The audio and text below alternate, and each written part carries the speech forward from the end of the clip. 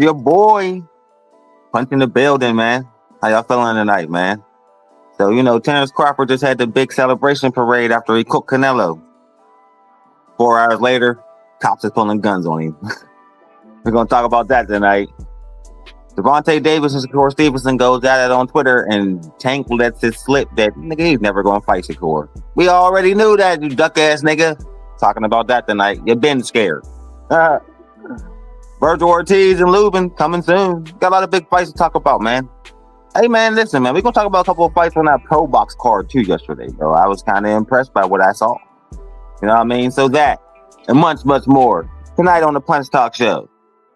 But like always, man, I'm just going to roll up, and then we're going to get into it.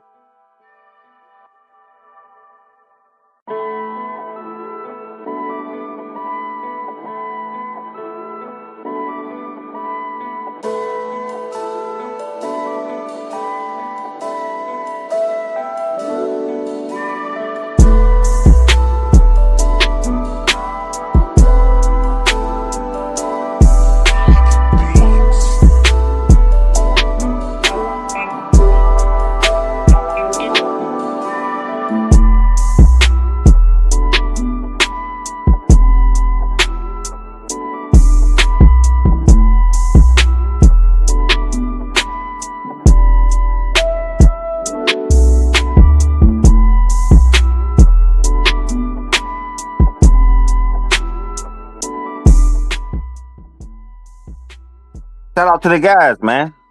How y'all feeling tonight, bro? Feeling good, man. I'm ready to get into this shit, bro. So, yesterday was Terrence Crawford's celebration parade. I think it was yesterday. My man got the parade going on. Everybody and their mama show up because, nigga, everybody want to witness greatness, right? It's a great event. It's a great moment. It's a great time. You know what I mean? Everybody tuned in. Of course, I watched. Then, today, lo and behold, not even 3 hours after the parade, Terrence Crawford is getting guns drawn on him by cops in their own city.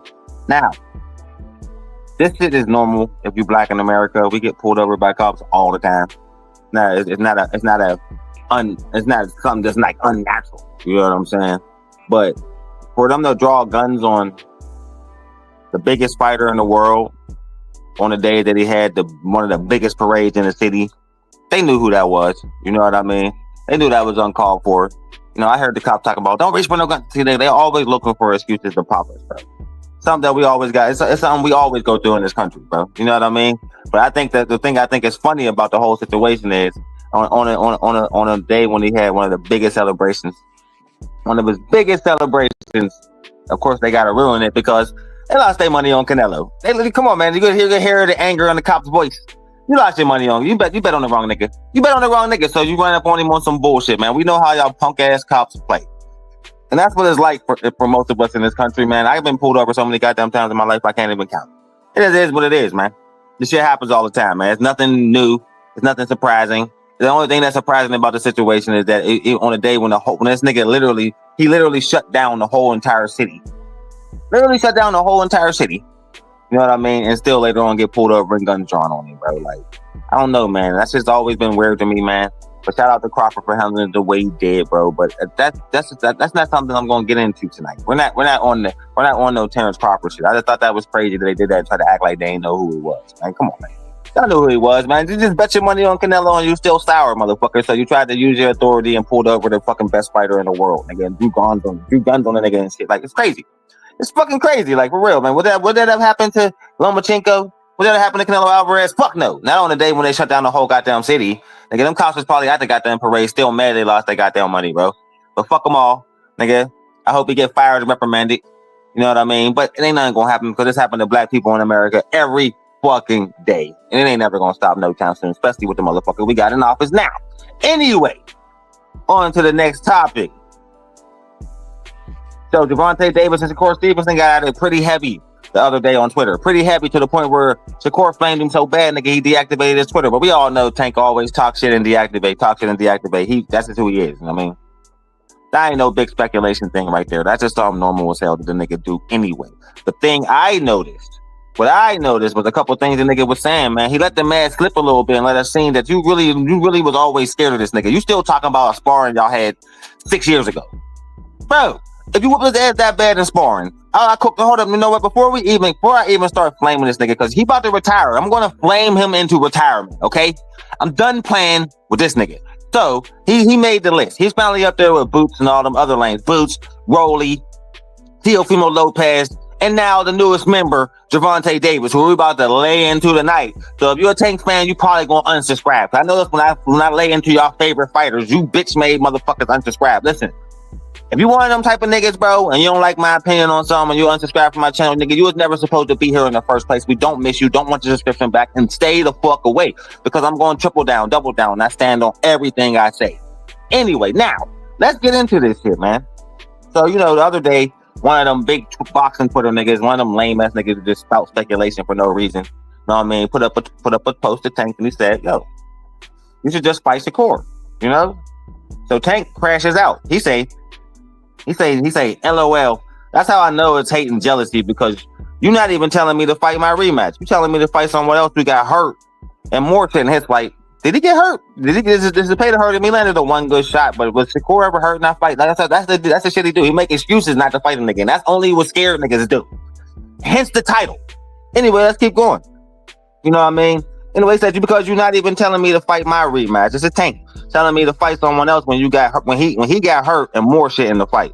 But y'all dick riding his big bro now, hating on Terrence Crawford because he mad he'll never achieve that type of greatness. But y'all niggas is the ones who like to say Tank Davis don't care about nigga legacy. But he sure like to talk about it a lot. Funny as hell. We're gonna clown him on that tonight too. And he says, where was this energy two or three fights ago? You're a real lame. Y'all all are. So everybody's lame now because we want him to fight a real opponent. We all lames because he feels like everybody betrayed him because he's a sucker. Tank sucker. He's scared, bro. I'm telling you, man. He don't like to fight rematches on his toughest fights. And he don't want to fight niggas who can give him a potential loss, man. And we all know this right now. If there's anybody that can give Gervonta Davis his first loss, it's Shakur Stevenson. It's not Devin Haney. It's not fucking Lopez. It's not none of them niggas. Only nigga who got the potential of being Gervonta Davis, because the nigga can really rumble, it's Shakur Stevenson. I think he will outbox the fuck out of Tank. He would. And there's and hands down, I've always been with that. If that fight would have ever happened, I would have went with Shakur. Anyway, but what I'm saying is, let's get into it, because we're gonna start flaming this lame ass nigga. But the nigga has no integrity, bro. And I really don't respect people with no integrity, bro. If you don't have no integrity, what the fuck are you around for, bro? Those are the worst type of people for me. So anyway, he say, how much you making to fight Tio? Talking to Shakur. So like I said, you was hurt, and I know that's why you in my mentions right now. I know what I did to you when we sparred. You still talking about sparring? Okay, if you beat his ass in sparring, bro, then whoop his ass in the ring in front of all of us. I'm talking about some shit that happened behind closed doors where you can say whatever you want, nigga. We don't know what happened to y'all sparring, nigga. We ain't never seen no footage get showed out. At least when you whooped Devin Haney's ass in sparring, they put the sparring out for us. Put the sparring out. Put it out. And I know y'all like, why are you talking about Tanky retiring anyway? Because I want to. Because I'm gonna troll his ass into retirement. That's why. Because I'm tired of his lame ass, whiny, jealous bullshit. Nigga, the nigga's weird as fuck. His fans is weird as fuck. And now I'm about to flame everybody. Nigga, so anyway. You know what I mean? He said, you know what I mean? You know what I did to you when we sparred. You know how you will feel if I said I would give you a payday. But I'm turning my back. Scared out mud, pussy. What you mean you turning your back, nigga? So that mean you was going to fight them nigga, seen him cooking, and then you said, I ain't getting in the ring with that nigga. He might give me my first loss. I'm turning my back? What that mean? What that mean, nigga? That mean I'm scared, nigga. That mean I ain't never gonna fight you anyway, because after what Lamar Roach did to you, everybody said this, nigga. Everybody. Nigga, yeah, Shakur, whoop your ass, bro. Like, slick boxers ain't scared of you, nigga. That shit kryptonite. We seen it. You know what I mean? We seen it, bro. So, Shakur say, that's how I know you soft. I can't even go back and forth with you soft fast. You rather pop to me on social media than get in the fire, nigga, and get embarrassed. I get it. Peace and blessings, bro. Talking about what happened in sparring, nigga, but you don't want to get in the ring, nigga. Get the fuck out of here, nigga. You soft, nigga. You soft, nigga. You never really on that, nigga. You don't care about legacy, nigga. All you care about the bag, even though the Shakur Stevenson fight could get you the real bag, bro. You know what I mean? It really could, but you don't want that shit. You want to fight a YouTuber, bro. You better not lose to this nigga, man. You better not lose, man. You know what I mean? He said the people you got around you got your chest out so bad, you talking like you a killer. How could Gervonta Davis, the fakest gangster in the... As I told you, you know how I feel about multi-millionaires playing gangster. Like, you know what I mean? Playing killer. Like, that's the stupidest shit in the world. Because, nigga, you ain't shooting shit. None of y'all are. Nigga, millionaires don't crash out. Niggas driving in foreigns don't crash out, bro. They don't crash out, bro. You know what I mean? And I know that. Shout out to my man Drizzy in the building, man. Welcome to the show. Nigga, millionaires don't crash out, bro. Y'all don't. Like, I don't know why they always talking about they killers, nigga. You ain't killing shit, nigga. You gonna pay a nigga like y'all rich ass niggas do. Shut the fuck up, nigga. Nobody take it serious for you to say. You talking like you a killer. He ain't talking like you a killer. He said, nigga, you's a bitch. Nigga, you talk that shit on social media, but you don't never want to step in the ring. Is that a lie? Is that a lie? I don't think it's a lie, nigga. It sounds like the fucking truth to me. You know what I'm saying? So he say, let's continue. You talk like you a killer, forgetting you the one that runs. He's still on the Shakur Stevenson's boring shit. See excuses he throw out? He just throw out so many excuses, bro, except let's fight. Like, bro, I told you, like, Tank is all talk and no contracts, bro. It's like, bro, he's too easy to troll. He feel betrayed because after the Lamar Rose fight, the half of the code of Tank abandoned him. And then when he got in the ring with when he chose to fight Jake Paul instead of having the Lamar Rose rematch, you know what I mean? Only niggas like RC and them is excited for this. Like, even a lot of his fans more abandoned him. Like, get the fuck out of here, bro. You really are fighting bums now. Like, I can't even make excuses for you, nigga. You really out here fighting bums. Okay, now, do I want to see Jake Paul get knocked the fuck out? Yes. We all do, right? But nigga, Tank ain't gonna be the one to do it. He not. Like, he's just not. Like, you're not whooping nobody's ass. Like, you know what I mean? It's gonna be like, listen, bro. I don't think it's gonna be one of them situations where like they put the clauses in the contract talking about don't hit Jake till the 8th round. I think it's gonna be one of them situations where Tank really try to knock him the fuck out. But at the same time, is he gonna be able to? Maybe, because Jake Paul's trash with a capital T, trash. And if you think he's a good fighter, you're a fucking idiot. I was talking to a couple niggas I work with the other day, nigga, and they talking about, oh, hold on, Jake Paul's a credible fighter. I flamed them niggas. They hit him with so many points of why this bum ass nigga ain't no real fighter, nigga. They shut the fuck up in 2 seconds. Nobody ever say that about me. They don't ever come on my motherfucking shit talking about Jake Paul's a credible fighter. I'll flame you out the building. They're like I'm doing Tank's punk ass right now. So let's continue, bro. Like, you know what I mean? He said they try and cash you out, fam. What you not realizing? Nobody want to see you fight. You're boring in the ring. You're boring outside the ring. You know what I mean? You got a big ass gap. They pushing the narrative that I'm scared of you when you and me know that's not true. It's nobody wants to see you fight. They lose money when you fight. Your own daughter said you almost got knocked out. See, he always like to get personal. You know what I mean? But like last time I checked, man, you was the one in jail for slapping around your BM, bro. I'm keeping it 100. You the one in jail for slapping around your BM. It's the Tank Flaming show. All right, today. Nigga, he say too much contradictory bullshit. You have no integrity. Nigga, you think boxing is a joke. You think the sport revolves around you. Nigga, you're not bigger than boxing. You're not. Nigga, you're jealous as fucking Terrence Crawford. You're jealous of everybody in his corner. Yes, we all know Shakur Stevenson will cook you. Nigga, we knew this. We've been there. That's why you don't want to fight him. Lamar Rose showed us enough. That showed us. Nigga, you'll get cooked, nigga. You make a $2 million bet. You act like you always say you got the bag. You always like to call niggas broke. Right? You make a nigga like all right, so you make a $2 million bet with lame ass Jake Paul, and the first thing you do, nigga, is run on social media and say, win or lose, I ain't paying him shit. Nigga, where's your integrity at, you lame ass nigga, bro? This is why niggas don't like you. This is why I don't like you. This is why most niggas in my chat don't like you. You know what I mean? Because you ain't got no integrity, nigga. You think you bigger than the sport? You think boxing revolve around you, nigga? You niggas never last in the sport, nigga. I told you, that's niggas like RC and I'm calling you the face of boxing, nigga. You ain't the fucking face, nigga. The face fight niggas, man. Terrence Crawford's the face, nigga. This is his era. You hate that. Oh, that rubbed you the wrong way so bad. I like to rub that in your face all the time, nigga, because you love to bring him up. Everybody dick riding your boy now. Bro, he just achieved something you'll never achieve. You so jealous, man. Listen, nobody will ever think Tank Davis and, oh, man, he fought a lot of good fighters, man. Tank Davis, nigga. When niggas say you know what they gonna equate to boxing? Man, Tank Davis ain't fight shit, nigga. Nigga was here for money, nigga. He came and he built his name behind Floyd, off of Floyd Mayweather's name.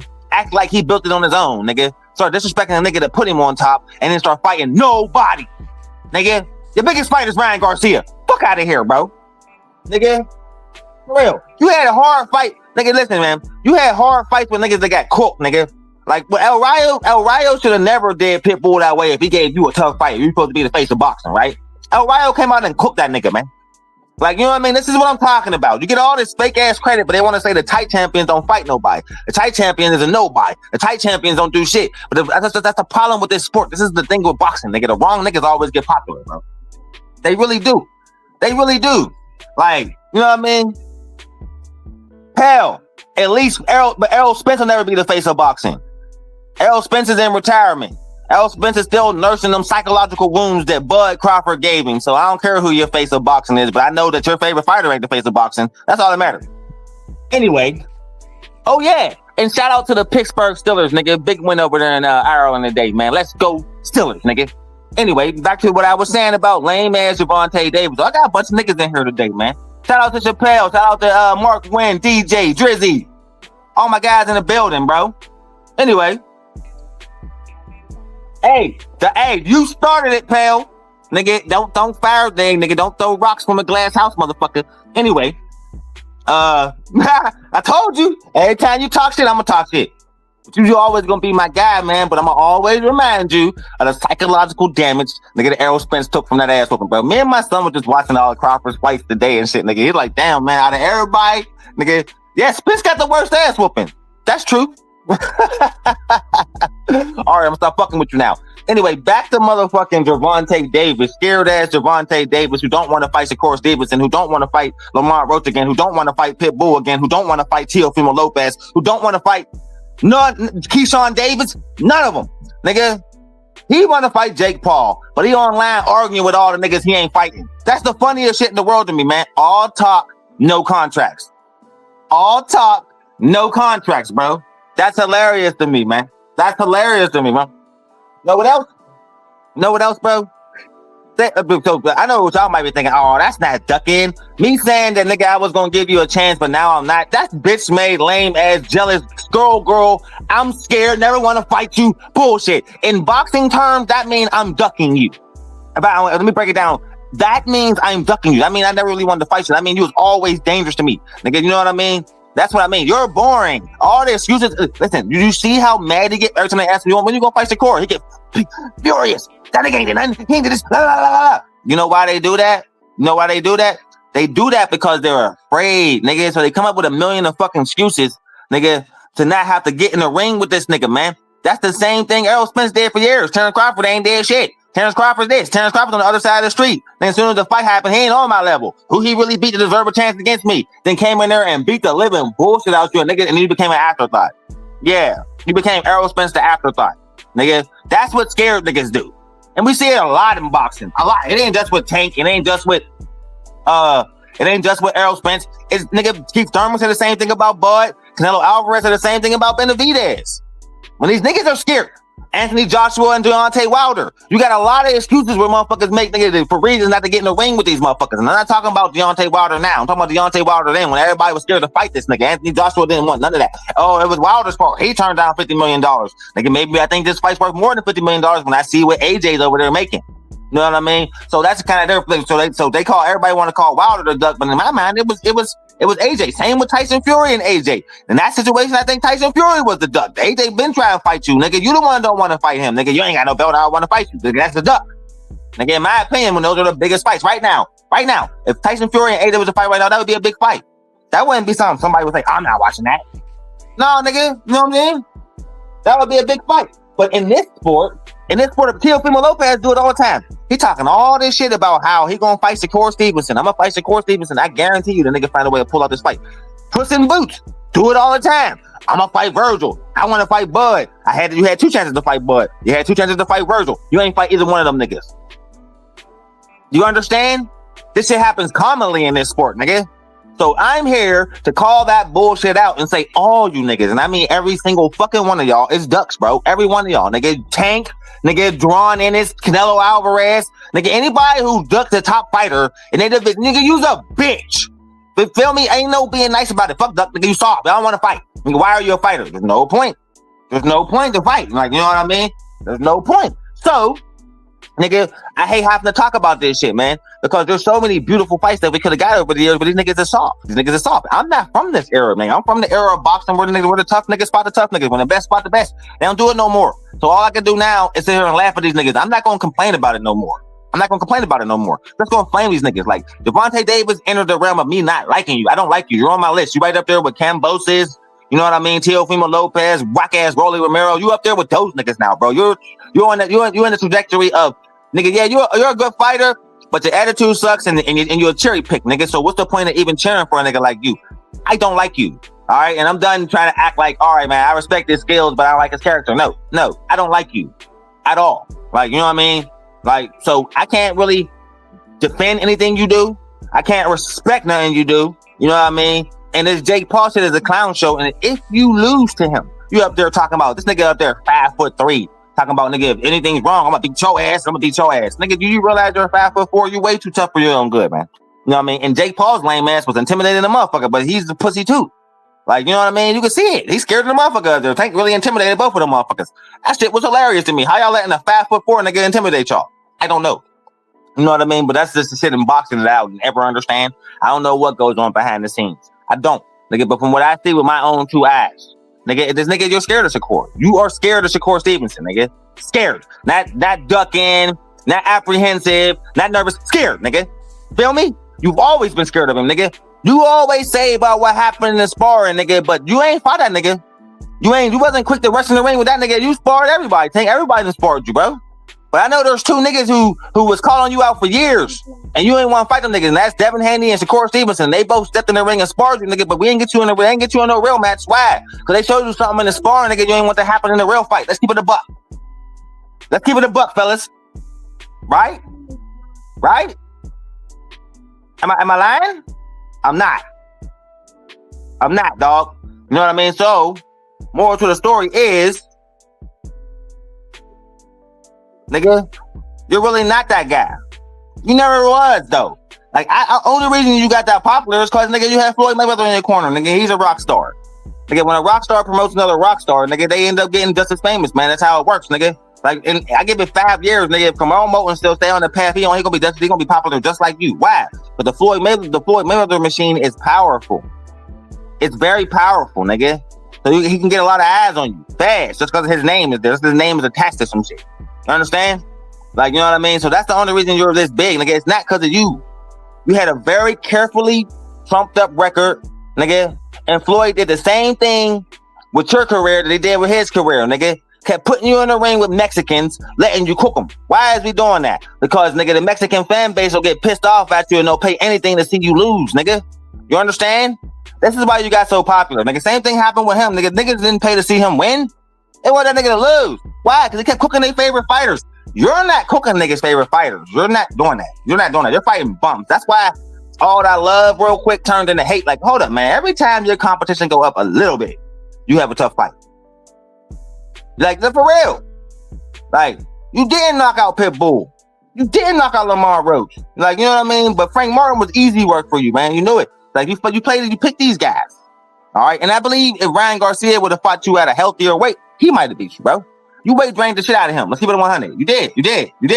Like, I ain't me making excuses. That's just facts. Like, you know what I mean? But, listen.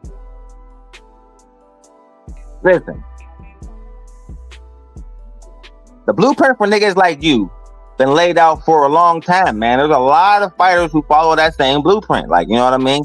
Very carefully trumped up records. The next thing you know, you blink and the nigga's 30-0. Be like, hold up, man. He's 30-0, but I can only name 4 of these guys. Are you really that good? We don't know until y'all get in the ring with real competition, man. Ryan Garcia is not real competition. Nigga, he ain't never been no champion. He just popular. Like, imagine if you and Ryan would have had 2 belts, you would have had 2 belts, y'all fighting for undisputed. Nigga, you'd have made triple the money. Like, it's sad when a YouTuber and when a nigga who's popular on YouTube, but not really the best fighter, you know what I mean, give you the biggest payday. So what do? You go fight another one. This shit's fucking pathetic, nigga. Where I know for a fact, I believe this wholeheartedly. You could easily demand $50-60 million to fight Shakur Stevenson, and you would get that, bro. Like, you know what I mean? But you don't want to do that. You want to get $50 million to fight a YouTuber, a bum ass one. All because he got a big following.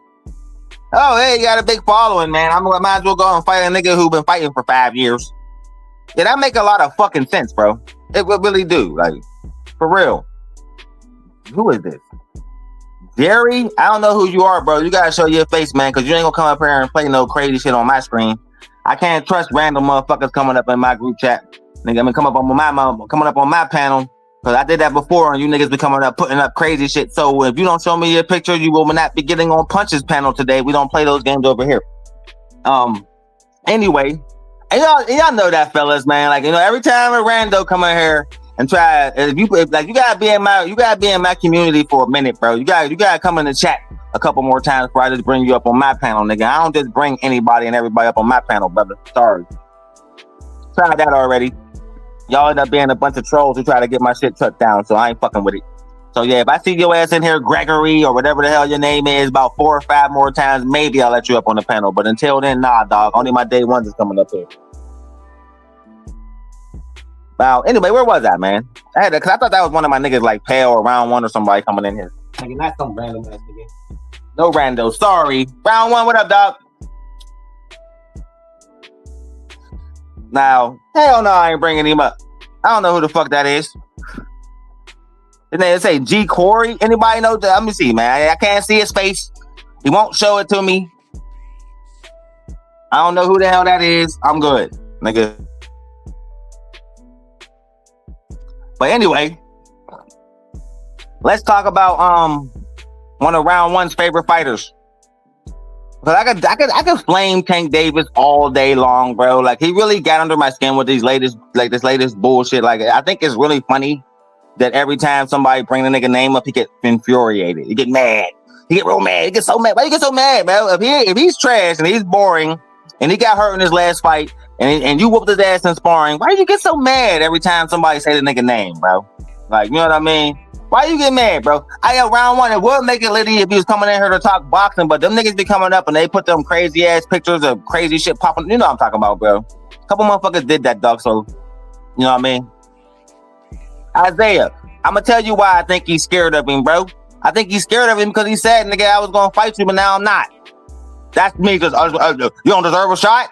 Who are you to say that, nigga? Who have you fought to think you can control, nigga, to control boxing? Nigga, so you telling me you won't fight Shakur Stevenson for $60 million? You're lying to yourself, bro. Because you're fighting Jake Paul for that. You got to get your real bag with Jake Paul, but you don't want to fight Shakur Stevenson. I was going to fight you, now get it out the mud. What do you take from that? Isaiah, what do you take from that? I was going to fight you, but now I'm not? Nigga, because you never was. You always been scared. That's why you get so mad when somebody say his name, man. Listen, let me teach you something, bro. Every time a motherfucker bring up a nigga's name you don't like, you know how you get infuriated like that, nigga? Or maybe he did, maybe you sparred this nigga and he was in there cooking you. You know what I mean? And still give him, remember, he was the one who started talking shit on everybody. Nigga, why don't you fight Shakur? That nigga ain't nothing. That's sparring. I rock that nigga in sparring. And he's like, yeah, you rock me in sparring, but I was giving you the hands too, bro. Nigga, I showed you something in that ring, nigga. That's why you got so mad, nigga, soon as they said that shit, bro. For real. Like I said, man, there's two niggas who was constantly calling out Tank. Constantly. And they both sparred that nigga. And he ain't fight either one of them niggas, man. Devin Haney and Shakur Stevenson. Why? If they so easy work, nigga, get in there and show us. That's all I'm saying, bro. Until then, nigga, yeah, you're scared of them niggas, bro, because you never wanted to fight them niggas. Devin too big for you now. Like, you know what I mean? But think of, let's keep this shit 100. After the Ryan fight, don't you think if Tank was really, like, really on that shit when he had called Devin out, quick, come on, Dev, let's get it now. Let's get it. You ready now? I'm ready. I want you now. Right? Nigga, he still ain't said that nigga's name. Nigga, so we want to see you fight Shakur Stevenson, who's in the same exact weight class as you, nigga, but you ain't gonna fight nobody, man. You don't want to fight nobody. You want to fight YouTube, bro. You want to fight YouTubers, bro. Like, I'm a purist, nigga. I want to see you fight a boxer, nigga. I don't give a fuck about Jake Paul, nigga. I don't care about Netflix. I don't care about the spree. Nobody gives a fuck about that shit, bro. I want to see you fight Shakur Stevenson. I want to see you clean out a division. I want to see you become undisputed champion. I thought you had the capability of doing that, but in reality, you're showing me more and more that you don't, dog. Because you duck your toughest challenges, bro.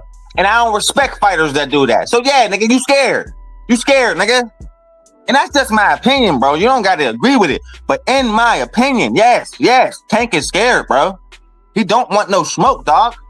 You know what I mean? I'm sorry. Like,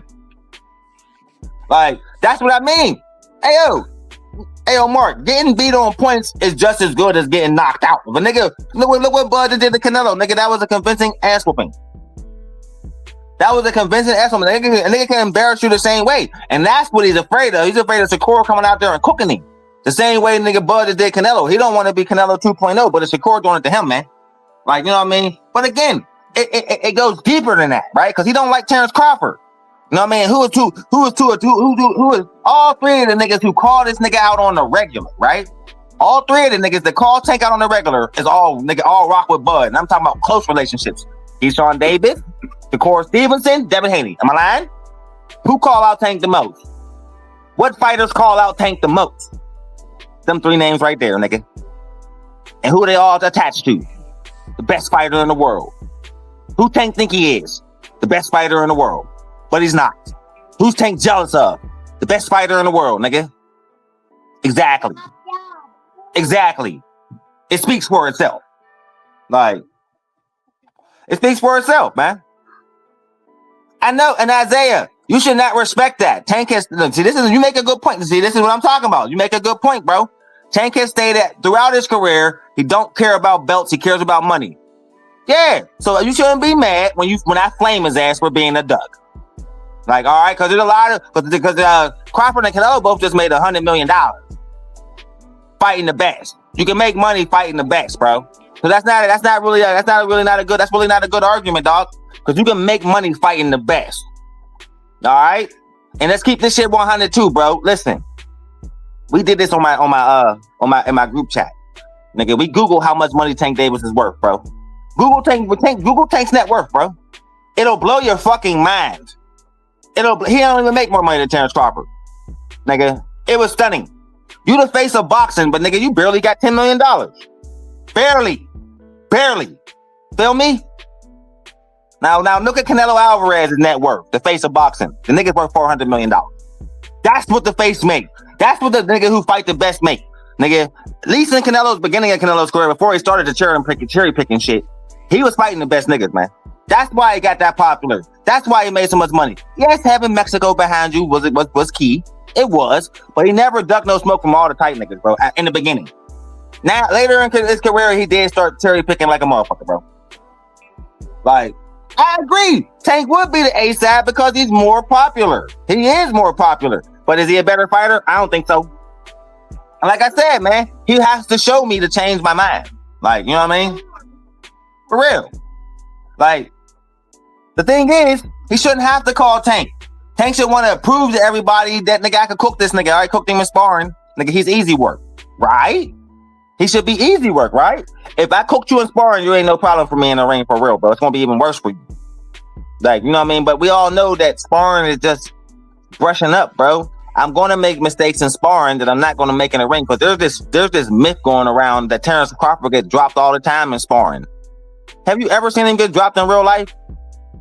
Have you? But there's a myth going around that he get knocked down all the time. He got a glass jaw. But he just taking nigga shots from Canelo Alvarez. See, the motherfuckers spread fairy tales throughout the boxing world, and the shit spreads like wildfire, and then people it makes people form their opinions, and they just say dumb shit. Where I believe they was quick as hell to show the Devin Haney Tank sparring, right? They showed that quick as hell, and I think Tank whooped Devin Haney's ass in that sparring. Like, you know what I mean? If Tank and Devin was the fight, I would take Tank. But they ain't showing the sparring between Shakur and Tank. Put it out. When Devin and Shakur was about to fight, Devin put that sparring out immediately, nigga. Put that shit out. Show us what you did to that nigga, man. Show us what you did to that nigga, bro. Don't talk about it. I need to see it with my own eyes, because niggas lie. Especially in boxing. That's all they do. You know what I mean? Hell, yes. When the sparring of Haney and Tank came out, I thought Tank whooped Devin ass that sparring, bro. I love that. I wanted that fight. But like I said, bro, I also made the point that nigga, the three niggas that was calling Tank out like crazy when they was all at 35 was Devin, Shakur, and Keyshawn. And he didn't want to fight none of those niggas. So, nigga, I could be wrong about that. You know what I mean? The Quindall Riskier, what up, brother? Welcome to the show, dog. Got a lot of new niggas coming in today, man. They finally getting hyped to the good shit. Y'all on the right show tonight, nigga. Welcome to the Punch Talk Show. You know what I mean? Where we spit them 100% facts, whether you like it or not, bro. And I stand on what I say. Hold on, pal. I'm about to bring you up right now, dog. What's going on, my nigga? Punch. Yeah. Did you just say Tank won that doghouse sparring? I thought Tank was whooping that ass, bro. Especially, and I ain't like when. My favorite part of the sparring is, listen, my favorite part of the sparring was when Tank turned his back and Devin sucker punched him. He turned around and started whooping Devin's ass, nigga. Punch. That shit was fun to watch. Off in that sparring, bro. Like, really? I thought he was cooking Devin in that sparring, bro. Punch. Go back and watch that shit again, bro. I watched it yesterday. Bro. You know I always do my research before I talk my shit, pal. I don't just be saying shit, nigga. Punch. Dev was getting the best of Tank in that whole doghouse shit, bro. In the first half, Dev was getting the best of Tank, and then Tank turned it on him, nigga, and started landing some mean shots. When, bro? Are you serious, Tank? I mean, yeah, I'm serious, bro. Listen, bro. I was watching that sparring. That was around when that came out. That was right around the time when I first met Heavy, right? And I came on Heavy's channel, and there was a couple niggas up there watching the sparring, and they was all acting like, you know what I mean, like Tank wasn't cooking him. And I started pointing out certain parts of the fight where Tank was catching Devin with some mean ass shots, bro. There was even a part of the fight where he told him, "Come on, nigga, come on, let's get it." While Devin was trying to get the fuck up out of there, nigga. Nigga, that was a good ass. But listen, it made me want to see the fight real bad. Punch for real. That's how I feel. I know that's family, bro, but I gotta give my real opinion, bro. Tank, I think Tank did better work than that. I did, and that was an out of shape Tank. Family to the side. I ain't being biased, Punch.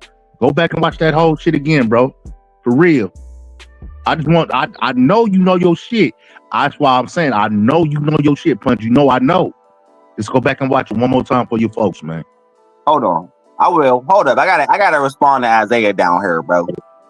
All right, so Isaiah, you say his resume speaks for himself. Shakur only got 4 fights at 135, and they aren't all that really. He gotta do more. He shouldn't be living up another man's legacy, aka. But that's the how. All right, so you know how Terrence Crawford. Let me tell you how Terrence Crawford and Shakur Stevenson met. Terrence Crawford was at an amateur fight, seen Devin and Shakur at the same fight. They were both in there cooking everything. Now, when they pointed out Shakur Stevenson, they said this nigga is going to beat everybody nigga he go up against today. He walked up to Terrence Crawford, and the first thing he said to Terrence Crawford, he looked at him and said, looked me up and down and said, I think I could beat your ass. He said that to the best fighter in the world. Nigga, that what's up. Not nigga, I'm a great fan. He walked up to him and said, nigga, I will whoop your ass, nigga, if he was to spar. He said the next day, nigga, me and Bob was in the ring sparring, and he cooked my ass, nigga. And I wanted to learn everything.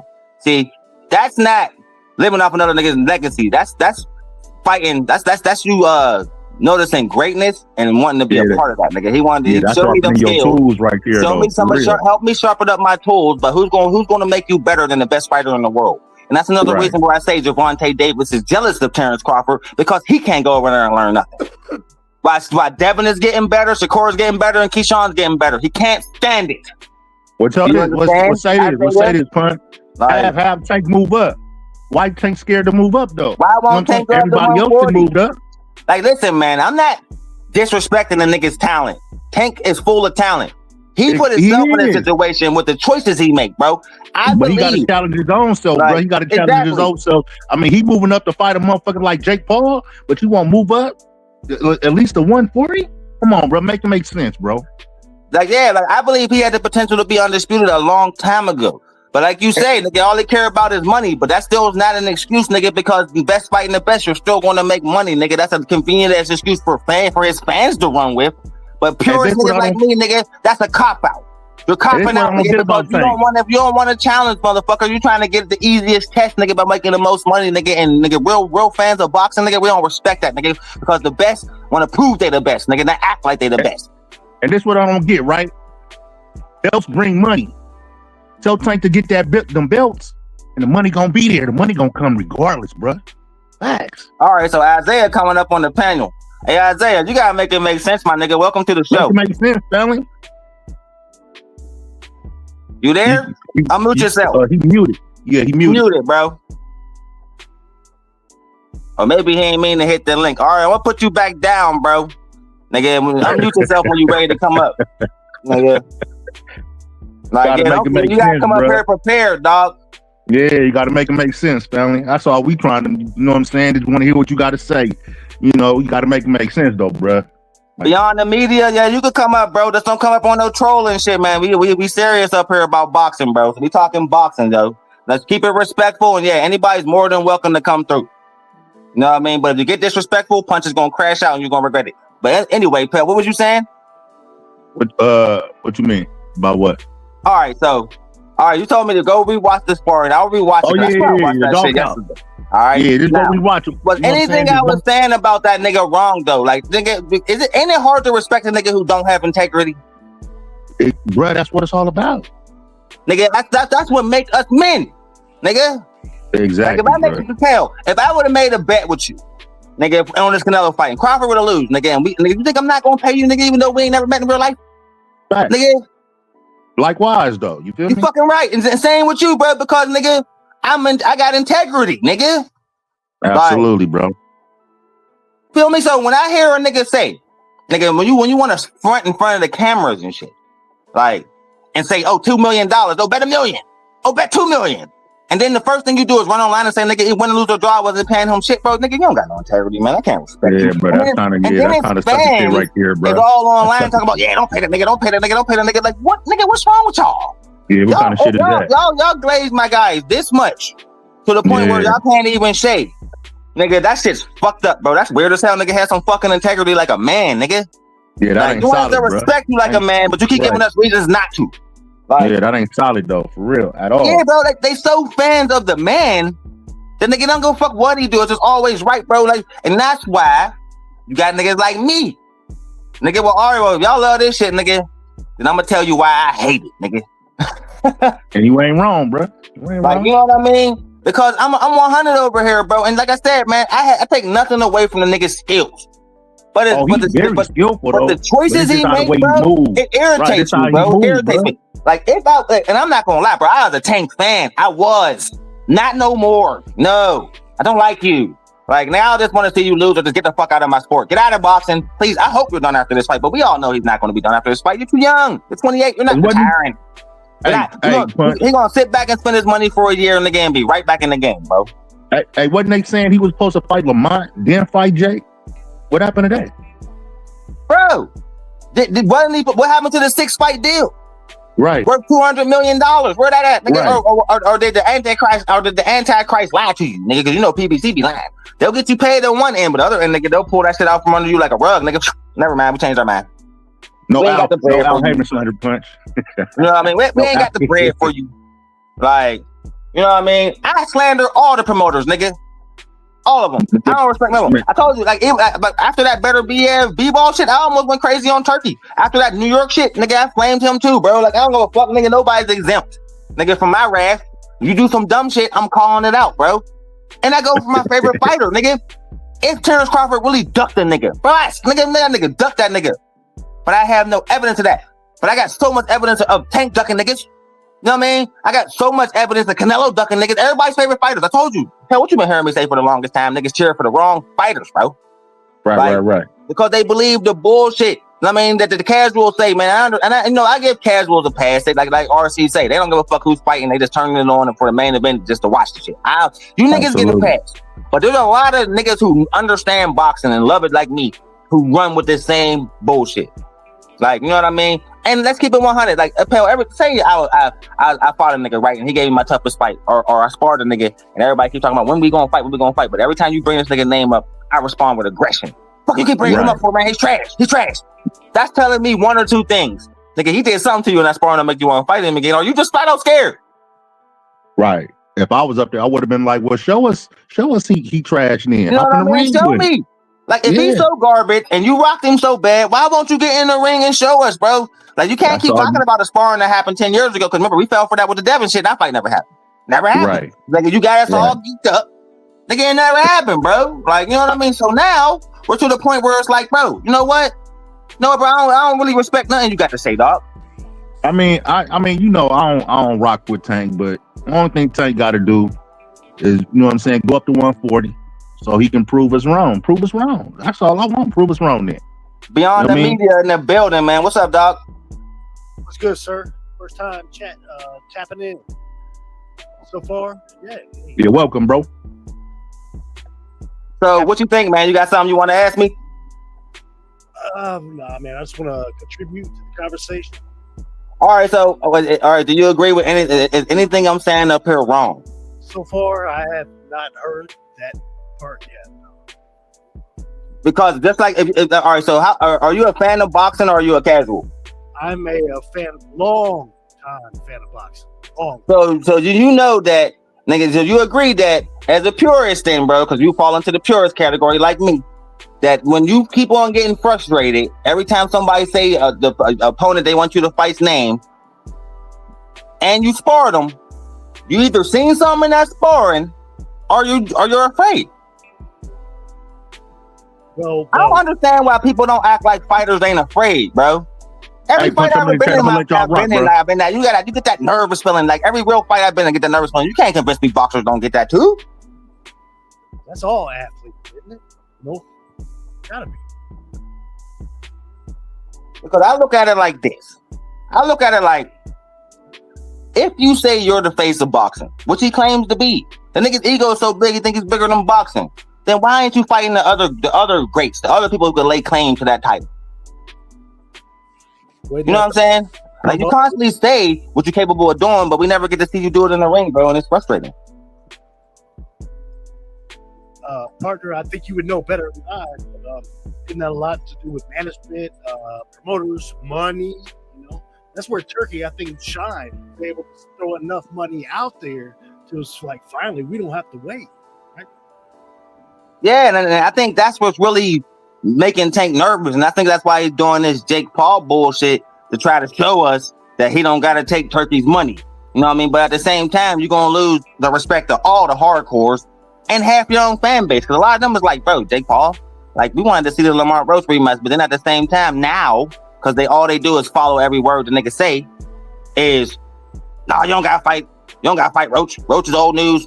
You know what I mean? Yeah, don't pay Jake Paul. Like, bro, why is y'all egging this shit on when y'all know, nigga, that integrity is a big thing in all sports and definitely a big part of you being a man. So when you show me that you lack this, I can't respect you, bro.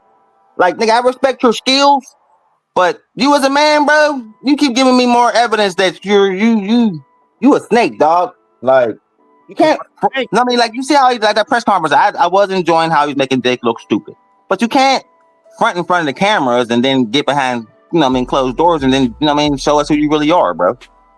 Tank's man on the way out, man. I've always, over the last 2 years, his mouth has gotten a little ahead of him, but he's slurring a lot. Hey, man, hold up for 1 second. Forrest Anderson banned. Okay, go ahead. What was you saying? I'm just saying that I think Tank is at the end of his rope, man. I don't want to see him fight anymore because he's slurring a little bit too much for his age. You know what I mean? So for the integrity of the sport, the integrity of his health, I don't want to see Tank fight. I like Tank. I always have. His mind he's getting to that CTE world, in my opinion. You know what, bro? I never looked at it from that angle, man, but you may be right, because some of the stuff he's been doing over the last couple of years have been very weird, man.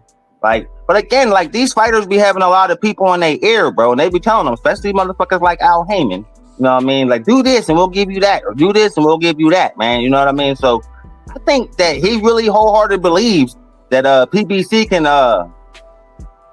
hang with people like Turkey Al-Sheikh, and we find out more and more they can't, because all the PBC fighters are running over there trying to fight for Turkey. And it's wild how Turkey just brings so much money. And that's not fair. You know, you got people like Al Heyman, you know what I mean, who we would all support.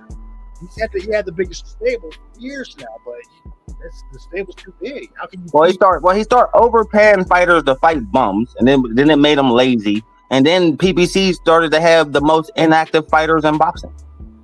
Like, other than people like David Benavidez, like, most of them, think about it. Since in the last 5 years, most PBC fighters fight twice a year, if that. Big ass stable, man. Too big for the riches. You know? And now a lot of them motherfuckers is getting old or exposed. You know what I mean? So it ain't looking too good for PBC, because they only got 2 cash cows left: Gervonta Davis and David Benavidez. They don't really got nobody else. And nobody want to do business with them because of how they was acting when they was on top. Remember? Yeah, Uncle Al was running shit for a good 5-6 years solidly himself. And I think the nail in the coffin for PBC is when they fucked over that $1 billion deal they got with Fox. That was the nail in the coffin for them. Don't nobody want to do business with them now for that shit. Yeah, we got all some stupid ass fights. $1 billion. Blew it in 2 years. And we ain't get one undisputed fight. We ain't get one best versus the best. We ain't get nothing like that. It was a bunch of bullshit ass fights. And that's when I started turning my back on PBC. Like, man, that was bullshit, because I was excited for that. You know what I mean? I wasn't excited for the Amazon deal, because I knew Nigga, they wasn't getting no $1 billion, so I ain't know what fights we was gonna get. But I ain't gonna lie, they stepping up now. Because Thurman versus Pandora, that's a nice card. Who you got? I got Thurman in that fight. Really? Now, a lot of people called me crazy, you know what I mean? But I still remember who Keith Thurman was a couple years ago, you know what I mean? And I'm one of them firm believers that, you know, people like to say, oh, he's inactive, but some fighters like Keith Thurman, like Jamal Charlo, like Terrence Crawford, can be off for 2 years and come back and look sharp as they was when they left. You know what I mean? Sometimes that don't matter. Some fighters, not all, because you've seen what has happened to Stanley Jonas versus Boots. When he was off for 2 years, he came out and was a shell of himself. So some fighters that do affect, but the greats tend to like that time off. You know what I mean? Gives them time to get their body really in shape. Like Terrence Crawford having them 2 years to get his body ready for 168 was the best thing that ever happened to him. But people looked at it like it was a bad thing, and it ended up being a good thing. You know what I mean? Yeah, it's cool that there's enough of that admiration for Thurman out there that even gets him this fight at this point, which he's earned. You know, he's earned it. Everybody's like, oh, Brock Darvis was a bum, and that's I'm like, exactly. And you see how he did him? That's how you do bums. He's not supposed to give you a tough fight like Steve Claggett gave Teofimo Lopez. Like, you ain't supposed to have a tough fight with a dude with 7 losses. You're supposed to go in there and blitz him out the ring. He's supposed to be easy work. So everybody try to see that. I don't like when people do that because in my opinion, I call people a lot of bums. I do that. That's me when I'm trolling. But in reality, I really don't think no boxer's a bum because it takes heart to get in that ring, bro. 100%. It really do. Like it's not easy to step in there and get punched in your face, bro. Like that's why there are a select few people who do this as a living. You know what I mean? And actually succeed at it because it's a hard fucking thing to do, man. And so, like I said, that's why I laugh when people say he ain't scared, bro. Everybody's scared when they fight. Like, you know what I mean? Like everybody got that little nervousness, bro. It might not be fair. I don't know what the fuck it is, but you know what I'm talking about. You can't convince me prize fighters and UFC fighters and even shit wrestlers don't get it. Like, you know what I mean? We all get it. Even like speaking at public events and shit. You know, it's like, yeah, it's okay. Like, it ain't like the motherfucker gonna say I'm scared of them, but if a lot of people in my chat is like from the younger crowd, so they ain't get to see like the fear Mike Tyson instilled in his opponent. Like, you know what I mean? Like you can see it in their faces. Like the last fighter I could think that used to do that could put that fear in you was like Wilder before he got exposed. Like, but Wilder used to put that fear in his opponents. That they scared before they even step foot in the ring with him. Like a lot of the casuals today in the younger crowd don't get to see that no more. You know what I mean? Like a fighter or a person get in the ring with them and they're actually afraid. And you can see the fear all over their face. A lot of fighters today is good at masking that. But the nervousness they can't hide. Like when Canelo was getting his hands wrapped, you can see it all over his face. Like, this dude's nervous as hell, bro. Like, I've never seen Canelo this fidgety. Everybody talking about me, telling me, round one, he's like, oh, that's just Canelo locking in. No, he looked nervous, bro. I know how to read body language. And he was. He showed at the press conference before that, you know. And like, how many times you seen Canelo hug Eddie Reynoso before a fight? I researched the shit out that when I seen him hug him. I said, hold on, let me look how many times he did that. The only other fight, and this is fun fact. The only other fight where Canelo Alvarez hugged Eddie Reynoso before the fight was against who? Floyd Mayweather. What happened? Lost. Kind of crazy that I found that, but I did. That's the little shit about boxing that I enjoy. I like to point those little things out. This is another crazy thing, but Roy Jones Jr., one of the greatest of all time. Roy Jones is my favorite fighter. Mine too. Top number one. But I say that when he came out smiling, it was an issue. It was an issue. It was nerves or something, man.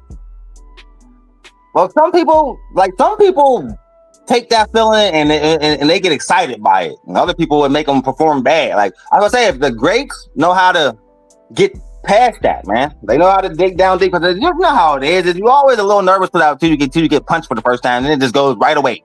So, like, I don't understand why people always get so offended. Because I end up arguing with a lot of people online about this when I call other fighters scared. Like they were like, I ain't scared. And I'm like, bro, yeah, he is. He gave us too many reasons to see why he's scared. That's like I believe nigga Boots Ennis is scared of Virgil Ortiz. I think he's scared of him. That's why he keep coming up with so many excuses. That's why he needs so many tune-ups before he fight. I gotta feel the power at 154 before I jump in the ring with Virgil.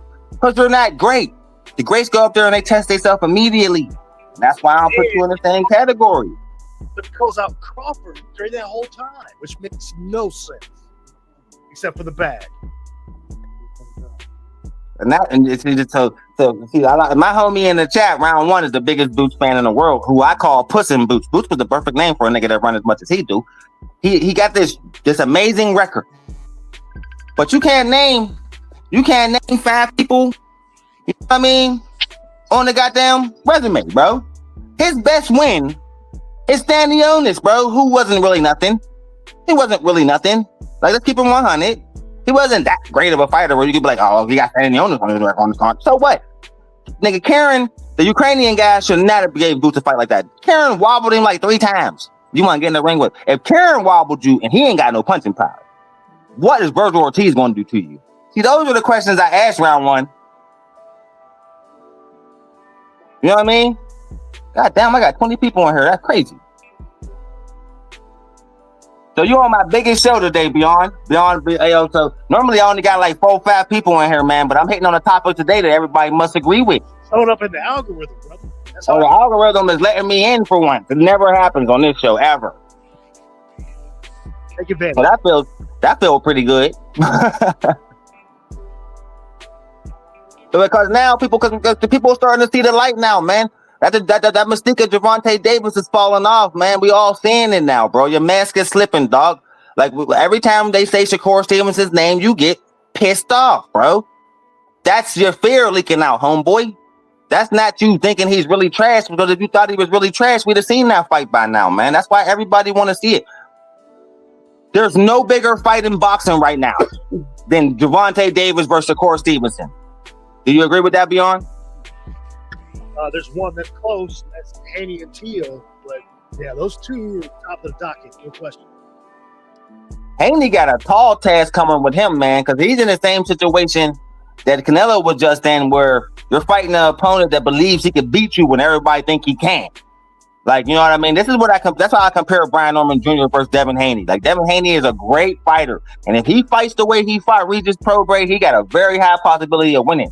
But you're fighting somebody that's extremely hungry and just now hitting his prime. So this is going to be a real fun fight to watch. And if you want to know who I think going to win, I think Norman Jr. is going to win. Really? But you can't never count Haney out. And I think the boxing gods will give us Haney and Teal. That's not going to work unless he gets past Norman. And I'm not going to discredit Norman. You think we'll get that fight? You think Teal be pulling out of fights too much, man? They were supposed to fight earlier this year. Remember, they were talking about Haney Teal, and Teal pulled out of that shit. I think he's going to pull out of the Shakur fight.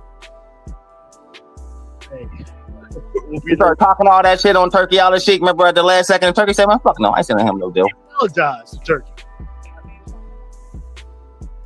Because Turkey was mad about that bullshit performance he put on in New York. They all put on bullshit performances that night. All of them. Everybody. Nigga, Rolly should not have been the best fight of the night, man. GMT in the building. What up, dog? That was a strange card that night. That was weird, man. Like, yeah, everything, a lot of shit about that was weird as hell, bro. Like, a lot. Word. And I went crazy on one of my lives. Like, Turkey don't ever do no bullshit like that again. You tricked us that time. That was just a big ass flex for him. That was just Turkey showing us how much money he had, bro. Like, what was that? Driving him from the fucking air, from the hotel to the ring, bro. You know how cold they getting during that, bro. You can't do that shit, man. Like, you gotta learn more shit. Hold up. Okay, so I got one of the biggest Tank fans ever. I was waiting for you to get here, RST. You see, I got my biggest crowd I've ever had. You know what I mean? Today's the day where I really dropped the hammer on your ass when it comes to Gervonta Davis. See, RST is the leader of the code of Tank. You understand? He don't give a fuck about the situation, the opponent. All he care about is the spectacle of his fights. And this is how 90% of Gervonta Davis fans are. It's not about the opponent. It's about the environment. It's about how many celebrities is in the crowd. That shit is stupid as hell to me, bro. Why are y'all here? What are y'all buying tickets for? Y'all ain't here to watch boxing. Y'all here to just stare into the crowd. That's like the Taylor Swift fans that be showing up to NFL games. The fuck are y'all here for? Like, y'all ain't here to enjoy football. Y'all here to stare at a nigga all day, man. Y'all ain't fans. All right? Tank fans, like y'all, the ones on that level, y'all are groupies. Niggas be trying to call me a Terrence Crawford groupie. I don't worship nobody like that. I will never go watch a Terrence Crawford fight and not watch him fight, bro. it goes way over my head. You know what I mean when it comes to that. So, see, RC like to call Tank the face of boxing, but see, Punch calls Tank the face of nothing because the face of boxing challenges himself. RC, you make it too easy for me, bro. You really make it too easy for me, man. Tank Davis put himself in these positions. You can't get mad at me for calling him out and laughing at him about it, bro. He's the one that's walking around painting his fingernails. He's the one wearing man purses, bro. He's the one making $2 million bets and then reneging on them, man. He is the one, you know what I mean, saying how trash Shakur Stevenson is, but never fighting him. He's the one screaming out Devin Haney's name. He's the one saying Terrence Crawford's overrated. And we are the ones to laugh back at that nigga, man. You can't be mad for that. You can't be mad for that, man. The link is somewhere in the chat, man, but Punch Talk is cracking tonight, so let me know if you need me to put it back in there, man. But again, you make it too easy to flame your favorite fighter, bro. Like, for real. And like I said, man, no disrespect to the nigga's skills. When it comes down to boxing, Tank is one of the best. But he's never gonna be considered an elite until he proves it, man. And Ryan Garcia is not proving that you're elite. Do you understand? It's just not. Ryan Garcia is a boxer with a giant YouTube following. That's the only reason he fought him. Just like that's the only reason he's fighting Jake Paul. He's fighting popular YouTubers for their crowd, you know what I mean, to generate a paycheck instead of getting in the ring with the best fighters. Nigga, I can't respect that. You ain't the face of shit, man. The face of boxing. The best fighter of this generation. The best fighter of this era. His name is Bud Crawford, bro. Put some respect on it, man. And that's why Gervonta is so jealous of him. And that's why it's so easy to piss you off and to flame his ass, because that's what y'all want. Y'all want Gervonta Davis to be on the level of Terrence Crawford. But to get to a level of Terrence Crawford, you got to fight somebody, right? But Crawford don't fight nobody. Crawford only fight nobodies, right? I beg to differ. Gervonta Davis only fights nobodies, and he has tough fights with bumps. He's made a couple people extremely famous just for going the distance with him when they shouldn't have went the distance with him, bro. Do you understand? See, just like Madrimov got super famous when he went the distance with Bud. When you're great, niggas, you get famous when you do that. But people get famous because you supposed to knock everybody the fuck out because your level of competition is way beneath you, bro. But they give you tough fights. That's why they get famous. Nobody gave a fuck about Lamar Roach. Nobody gave a fuck about Hector Garcia. Nobody gave a fuck about Frank Martin. We don't want to. We know you're gonna cook all them niggas. You got your fights are the most predictable fights in the world, bro.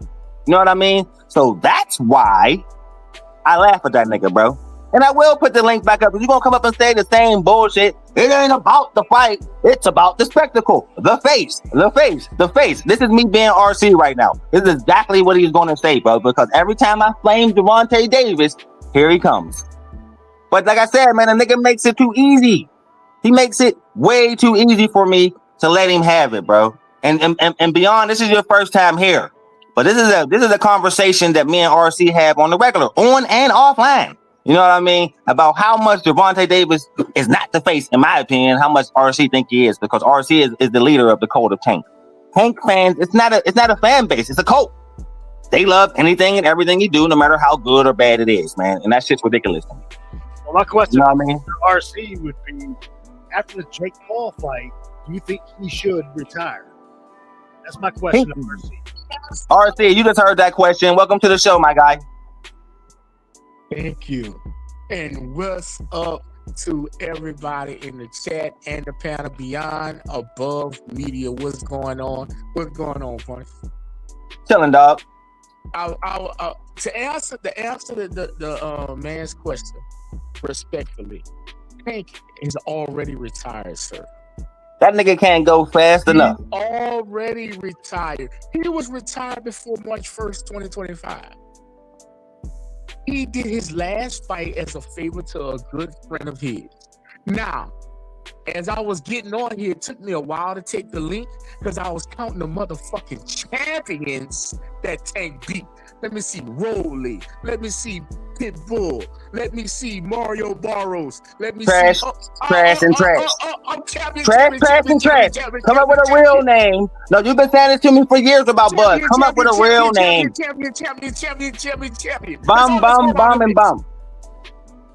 Easy work, all of them. What's easy work, all of them. Easy. Why'd you call the champions bombs? They're easy work. Rolly Romero got given the belt twice, bro. What did he win? Pitbull Cruz got given the belt. What they win? Listen, fuck that. You gotta win the title, bro. Not get given the title, nigga. I don't respect it. Rolly Romero is a 3-division champion. And every time they gave it to him, every time they said, Rolly, check your email. You bitch ass nigga, you ain't good enough to fight for a belt. We'll just give it to you. Who else? Let the record show he's a 3-division. Do you hear this? Ayo, all right, people in my chat. People in my chat. Is Rolly Romero a credible champion, or did they get a nigga the belt 3 times? And every single time, hold up, RC, hold up. Every single time Rolly Romero lost in his first defense. You ain't a champion, nigga. You can't even defend your belt 1 time. Stop it. Hold up. Terrence Bud Crawford never defended his, so what the fuck? Every time he won undisputed, he never defended it. Am I lying? Am I lying? Who was left at 47? Watch this. Is he planning to defend? Who was left at 47? He had one fight at 54 and one fight at 68. He cooked everybody at 47. None of the champions wanted to fight him. That's why he became undisputed, because we had to wait for Errol to beat all them niggas. Because Errol never wanted to fight him. Everybody was choosing Errol, right? Why he didn't defend 147? Highly ducked. This is what happened when you're highly ducked. He was highly ducked at 54. He was highly ducked at 47. He's highly ducked now. Why does Gervonta Tank Davis? You don't hear everybody screaming, I want to fight Terrence Crawford, nigga. You never heard that. They always say that bullshit at press conferences, but then they get in the ring with these niggas and get cooked, bro. Come on, man. He's highly ducked, bro. So that's the you always try to use Bud as an example, but Bud is highly ducked. Like, nigga, Fundora didn't want. You said Fundora wanted to fight him. No, he did not. He wanted to fight Tim Zeus. Fundora called him out. Like, what are you talking about? Fundora called him out. When Fundora called him out? When he had a fight. When he had a fight. No. And what Lukovich say? What Lukovich say? What RC? What Lukovich say? Shot it out the air. Shot it out the air, real quick. Hold up. Real quick. I'm talking about what Fundora said. Do these fighters run their careers? Hold on. If you wouldn't get clapped, I would play for you the post fight in the ring when Fundora called out Bud Crawford. I was watching that fight, bro. But what did his manager and promoter say right after that? Man, that ain't happening. Nigga, Crawford don't sell. That was a convenient excuse they ran with. Hey, you know that to avoid their fighters getting cooked, bro. Bro, Crawford don't sell. What the fuck is going on? That's a lie. That's his fault. That's his fault. That's his fault. Where's the lie? See, that's another stupid ass narrative y'all niggas start coming up with because of Floyd Mayweather. Nigga, it didn't matter how much the nigga sold. It didn't matter how good of a fighter he was. That's another fucking lame ass excuse. That's another lame ass excuse you casuals run with, and that's why y'all so easy to flame. He's a great fighter, but he don't sell. That's an excuse not to fight him. Era is gone. Y'all niggas, that's why I'm anti-casual. That's why I don't respect y'all, nigga, because y'all run with the dumbest narratives, bro. Let me ask you a question. Let me ask you a serious question. If Turkey didn't give Canelo over $100 million, do you think he would have fought Bud? Shout out to my man DMT Sports. Canelo's gonna make you pay for his loss. No, listen to me. Answer my question. No, if Turkey would have gave him $100+ million, would he would have fought? No. Cheap ass Al Heyman wasn't doing it. Cheap ass Eddie Hearn wasn't doing it. Cheap ass Paul Arum, who loved his $1 million contract, wasn't doing it. And coked out Oscar wasn't doing it, bro. Come on. And guess who else wasn't doing it? Canelo. The fuck? I'm gonna take a pay cut to fight this motherfucker. But it just shows exactly. See that convenient excuse? They say that's a thing of the past, like not selling. Bro, pay-per-view is a thing of the past. What y'all gonna say now? No. What else? No. Tank Davis. All right, no. Listen. It better do more than 40 million because you talk shit on that too. I bet you that fight don't get 40 million ads on it.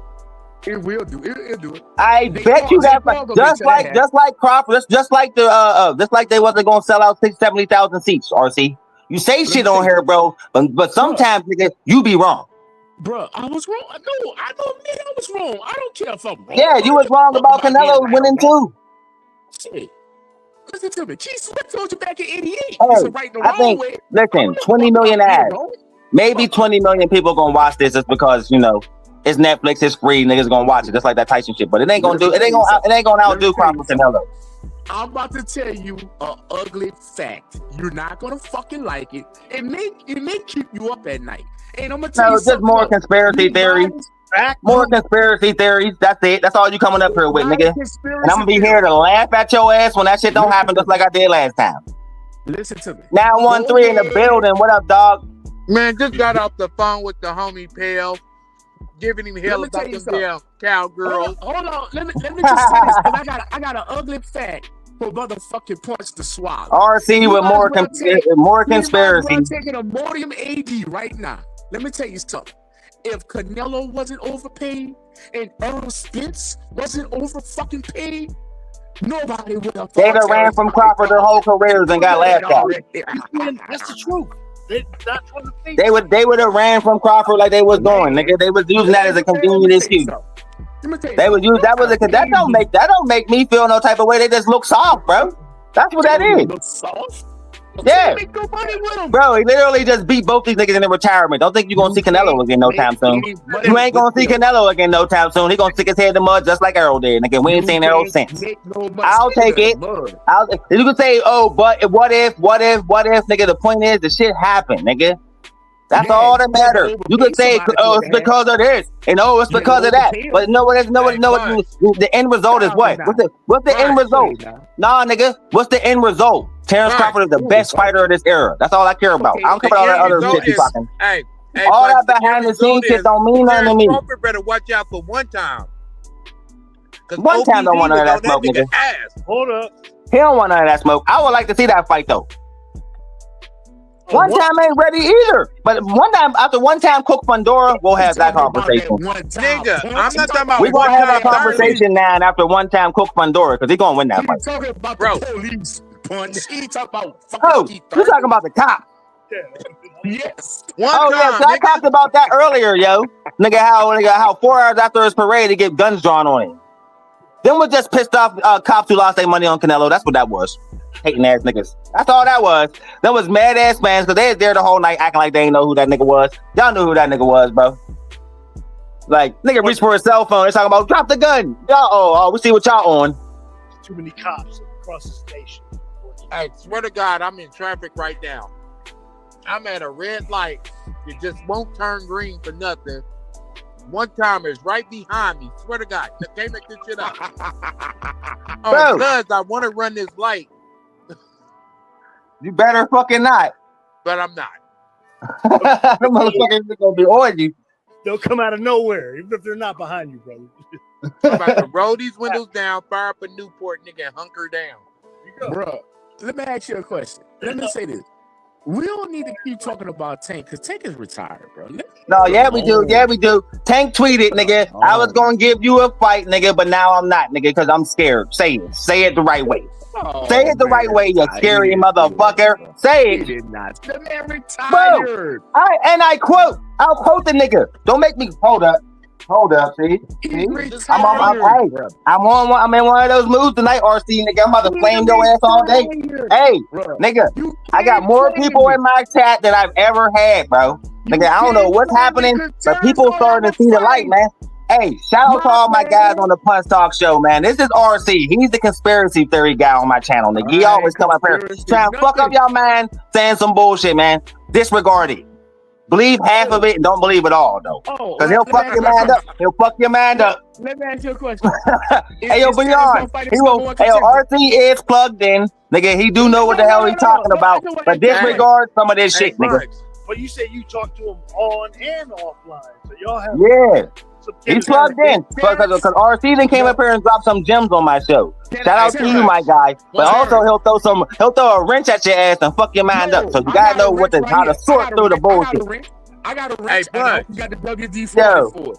Hold up, RC. RC success rate. Contender. What do you say if RC had a success rate? What would it be? 70%. That's pretty high. Fuck all that. I give him 70%, 30% be bullshit. Contender. That's all I want to know. Terrence, this is the Terrence channel. Is he going to fight his number one contender? Yes, this ain't the Terrence channel. This is a Terrence channel. All Terrence channel. Well, we're talking about the present, so it's D Terrence Down. Will he fight his number one contender? Yes or no? Because history has shown. Did I hope so? Who's number one? You hope so. Terrence. There's Oh, that what's his name? Russian guy or that one Russian dude is up there. Belonga is up there. Serraz is up there. I would like to see him fight Hamza. That'd be a good one. Oh, Crawford. Hamza Serraz is up there for one of them. They stripped him of the WBA already, though. Are you talking about Crawford fighting? Yeah, they stripped him of the WBA already, and then he also got a chance to go down there and cook Janabek. So we'll see. Crawford needs to retire, bro. He ain't gonna retire though. Crawford, when he gave his speech yesterday, he said, "Nigga, he ain't retiring." So we gonna get a couple more fights out of him. What? Because you gotta think about it now. 1-3. Now he can demand his payday. Now he can pick his fights. He's been waiting for this opportunity, so he gonna pick like one or two niggas real quick for the biggest bag. So we might possibly get that Boots fight. You know what I mean? We might possibly get niggas, him going down there and get Janabek. RC, I don't give a fuck what you talking about, nigga. Like I said, nigga, RC, nigga, Crawford's the man. Crawford could choose. Crawford's the face. Crawford's the best fighter, nigga. He can pick his opponents now. I don't give a fuck what RC's talking about. That's a fact. That's a fact. You're not gonna up here viewing that bullshit tonight. Not tonight, nigga. Nigga, Crawford's that guy. Tank is scared. Tank is scared, nigga. Deal with it. Tank is jealous of Bud. Tank is jealous of everybody affiliated with Bud. And the only niggas affiliated with Bud is the niggas calling Tank out who he'll never fight. Tell me something about that and quit the conspiracy theory bullshit. As a long-time subscriber. RC. Years ago. Now 1-3. I don't even know why we even talking about this old bitch ass nigga. Cause, hey, listen, because he's on my shit list now. And you know how punch get when a nigga make my shit list, bro. He made the shit list, and now I gotta flame his ass. And I'm gonna flame him. Listen, this is just the first lap. I'm about to do 2-3 videos. I'm on his head, nigga. I'm tired of this nigga. So I'm gonna do him the same way I be doing Boots. The same way I be doing Rolly, the same way I do Cambosis, the same way I do Tio. He's on that same list, nigga, and I'm gonna rain down hellfire on that nigga every chance I get because I don't like niggas with no integrity. This nigga is a fan of a nigga with no integrity, nigga. I can't respect him. Not you, RC. I'm talking about Tank. I'm talking about Tank. Ask you a question. No, let me ask you a question. No. Real quick, RC. Real quick. Hold on. Real quick, RC. Let me ask you a question. Do Tank have integrity? Do Tank have integrity? Answer that. I don't think he cares. He just here. I ain't gonna lie to you. Is that okay? He don't care. Is it okay? If you say he retired this last fight, oh well. Let him live. Fuck it. Man, fuck that, nigga. I can't respect no man with without integrity, nigga. I can't respect you, nigga. Because that's what makes you a man, bro. 913. Am I lying? A man with no integrity. Can I respect you, nigga? Can I trust you? No. Now, can you answer my question? I answered yours. I feel you. Can you answer mine? Bro, we've already established the dude is not one of them dudes, bro. He don't give a shit. So you gotta treat a motherfucker accordingly, bro. We've already understood that. Nothing or nobody. Punch everybody on the panel. Can I ask a question and me shut up and let y'all answer? Can I ask a question? Yes, sir. Punch just said Crawford has made it to the point where he could demand his purse and he wants to fight, right? You guys agree with that? This is my question, fellas.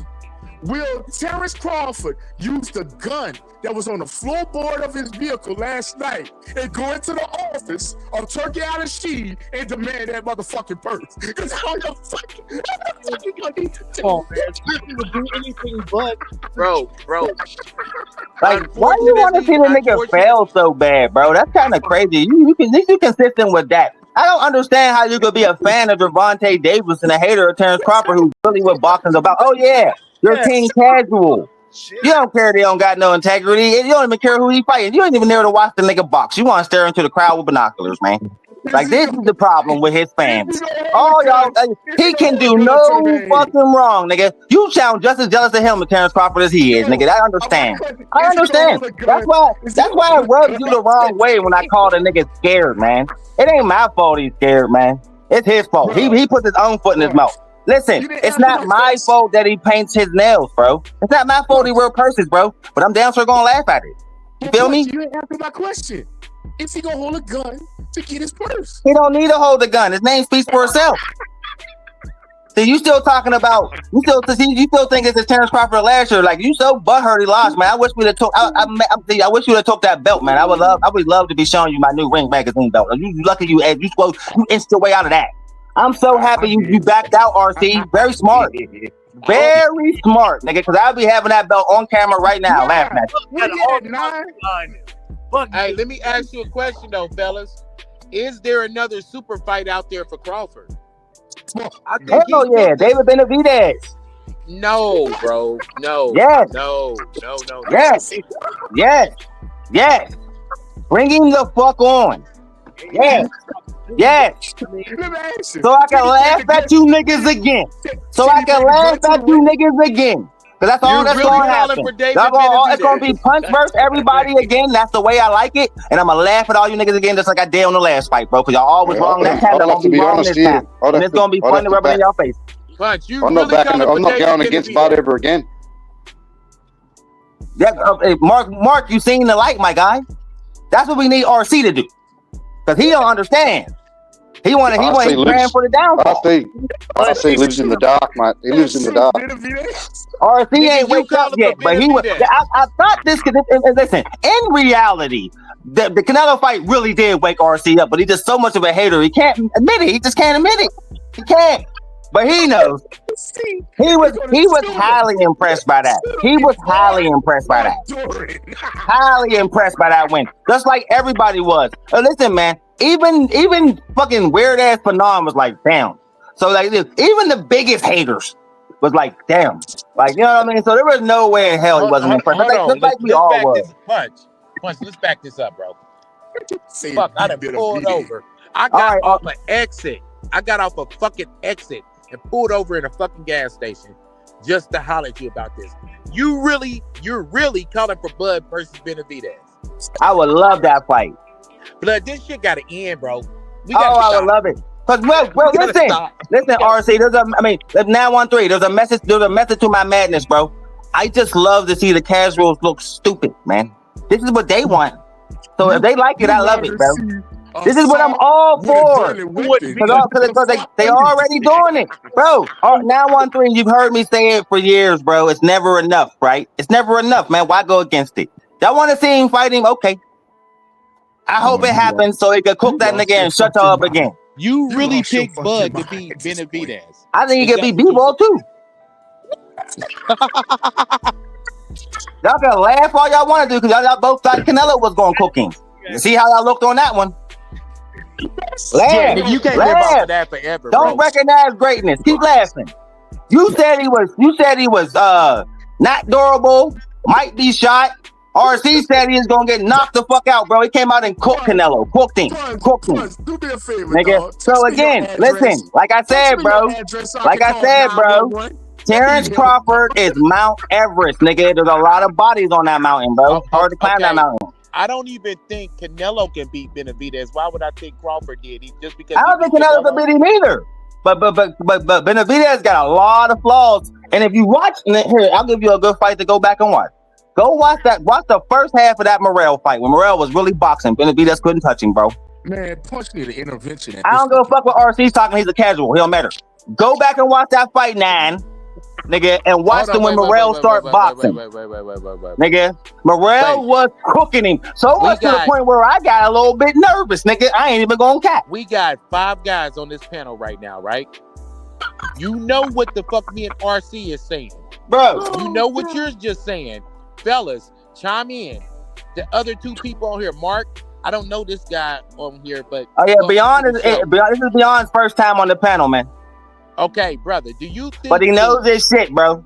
Bro, I know my shit too. Do you honestly think Bud can beat Benavidez and Bivol? Yeah. Bro, yes. What's the game plan? The same game plan he used with Canelo. Keep moving, stick behind the jab, nigga, engage in the inside, get out of there, win every exchange. Same thing. 2 totally different dynamics. 2 totally different No, it's not. No, it's not. Game plan. the height. I'm not gonna say he's gonna wash these niggas, man. They're gonna be tough fights. These are huge. Yeah. But then nigga, I think Crawford has the skill, ability, You saying the and same IQ. way He got a better ring IQ to both them niggas. Like, bro. Bro, I had this conversation with y'all with the Canelo fight, bro. There was no getting through to y'all then. There ain't gonna be no getting through to you niggas now, man. But you can't change my opinion. I think you'll cook both those niggas, bro. You think you won't? Your opinion. I just want you to explain your opinion. And if you said that he's gonna fight Benavidez, I'm trying the same to. way that he fights Crawford, Benavidez is flat-footed as hell. Bro, I just gave you a good fight to watch. That's all you gotta do to David Benavidez to win. He didn't even fight Canelo the same way he fought Spence. Bro, I just gave you a game plan. Nigga, look at the first half of the Morrell fight. When Morrell was really boxing. You watched it, didn't you, man? He really started cooking David Benavidez for a minute. But he got hype, he really started cooking David Benavidez. You can box like that when you got hype.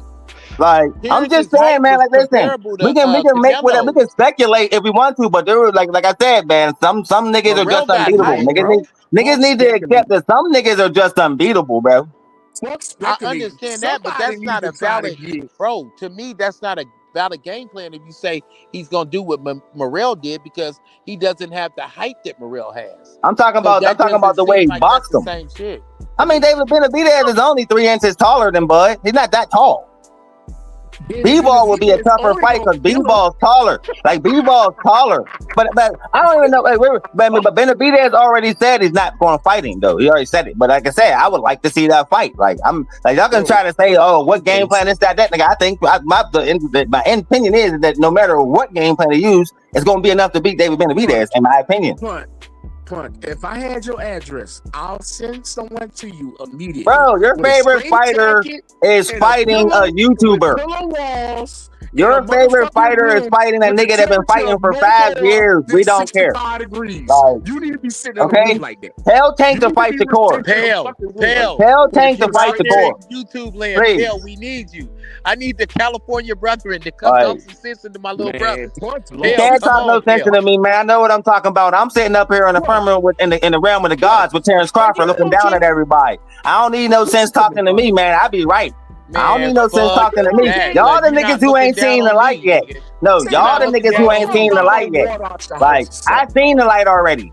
I already know what Terrence Crawford is capable of. RC, you're just a fucking hater. That don't matter. Nigga, but I know when it comes down to the best fighter in this world, nigga, his name is Terrence Crawford, nigga. His name's not David Benavidez. His name's not Dimitri Bivol. His name's not Gervonta Davis. His name's not Daniel Inouye. His name's not Alexander Usyk, nigga. Terrence Crawford's the best. You might as well put Terrence up against Usyk. That's casual shit. That's some wild. If you gonna have him, that's casual shit. Light heavyweight. He like Benavidez can come down to 68, bro. You act like I'm saying go up to 74. No, I'm not saying that. I'm saying come down to 68. Bro. Nigga, that's what I was under the impression. I was under the impression that you was talking about Bud go to 75. No, hell no. Come down to 68 and fight Bud, nigga. Don't go up to 70. He's not gonna go up no further than 68. I think 68 is his limit. But Bud wouldn't do it. It ain't nothing in that for Bud. But a big ass paycheck. Only thing would be, he asked me what's the next big super fight. I don't think of no other name than David Benavidez super fight wise. There's nobody at 160. I heard Benavidez. Benavidez's old man. Benavidez's old man said that Turkey's the boss, and if he wants him to come down to 68, they'll do it to fight Bud. See, I didn't hear that, so I like that. Yeah, I heard that on an interview. Oh, word? Benavidez rushed to go down to 68, nor should he be. You know, he's thinking about. I wouldn't either, but that's what his old man said. Oh, yeah, no.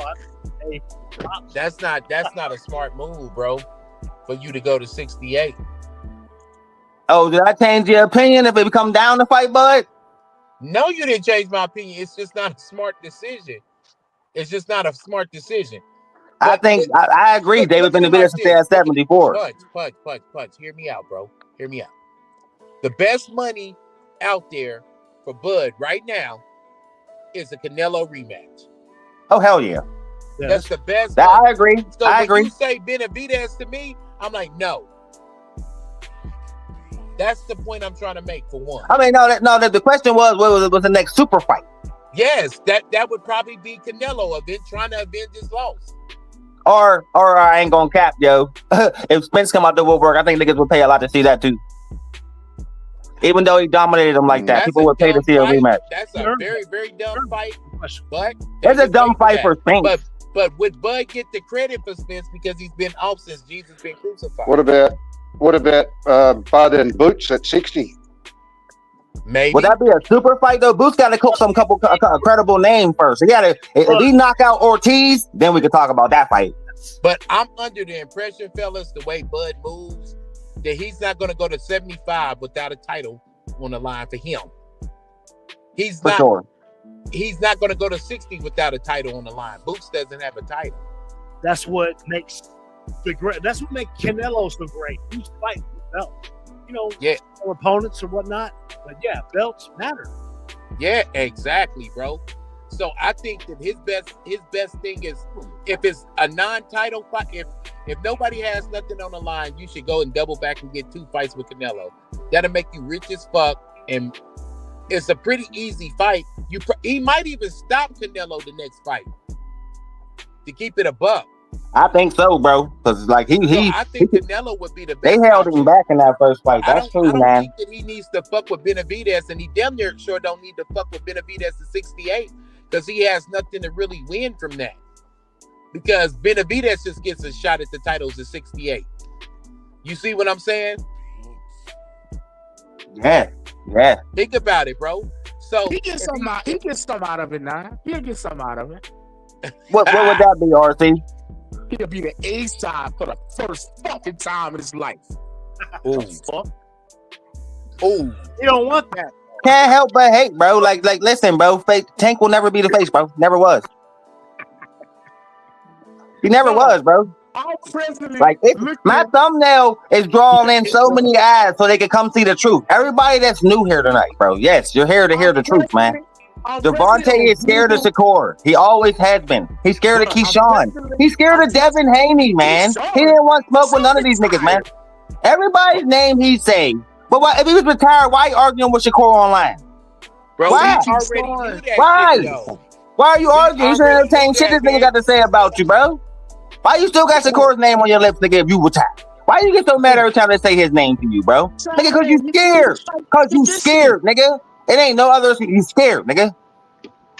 But anyway, man. Listen, bro. Listen. Is he scared of this nigga? Bro, he's been. Bro, how the fuck did he? He's the oldest nigga there, and he never fought Loma. I got the memo off of that shit. Never wanted no smoke for real, bro. Not with the top guys. He never fought Lomachenko. The moment Devin Haney fought Lomachenko before him, it was a wrap in my eyes. Wait. Last year, Devin got in the ring with these niggas, bro. Hold up. Lomachenko said he didn't want to fight no more. Exactly. And that was the biggest boss move he could have did on Tank. Fuck you, bitch. I asked you to fuck back in the day. You act like your motherfucking raggedy ass pussy. Hold on, bro. He act like his pussy didn't stink. And that nigga Loma said, fuck the bitch. And then he kept moving, nigga. And then when she's like, yeah, I want to give you some pussy. He's like, no, fuck you. I retire, bitch. Well, that's some pimping. Lomachenko, let me tell you something. You had to wait. Sorry. Fuck out of here. Lomachenko. The man can be more champions than anybody can see at this point. Bruh. We're not talking about a retired fighter no more. Lomachenko and Tank the same. They retired. Yeah, honestly, that's a convenient ass excuse, dog. He's retired. He's retired. Just like Tank's supposed to be. Tank's retirement is gonna be short-lived than a motherfucker. Tank the face of duck, and that's what Tank the face of. Yeah, I'm not watching again, Mark, the face of shit. Nothing. I'm not watching that Jake Paul shit for nothing, the face bro. of ducking. Swear. Now let me ask y'all a question, bro. Cause all right, so we got Lubin and Ortiz, right? Hey, yo, they giving Lubin a chance, bro. What y'all think? It's gonna be a fight, but I don't think Lubin gonna win. But it's gonna be a fight. It's gonna be competitive. I'm gonna say that. But I mean, I still take Ortiz though. 100%. They got They got to leave him right where they want him. They got him good and inactive, so he can take a fight against the top fighter and lose.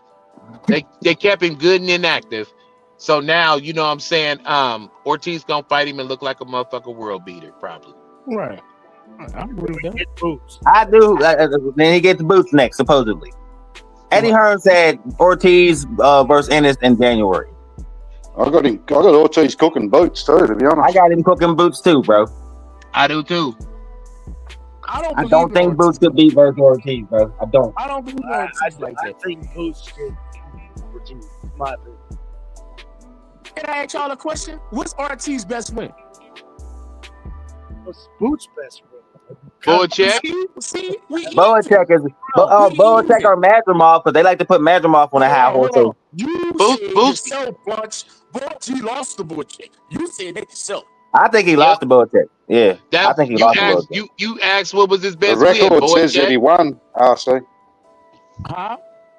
The record says that he won.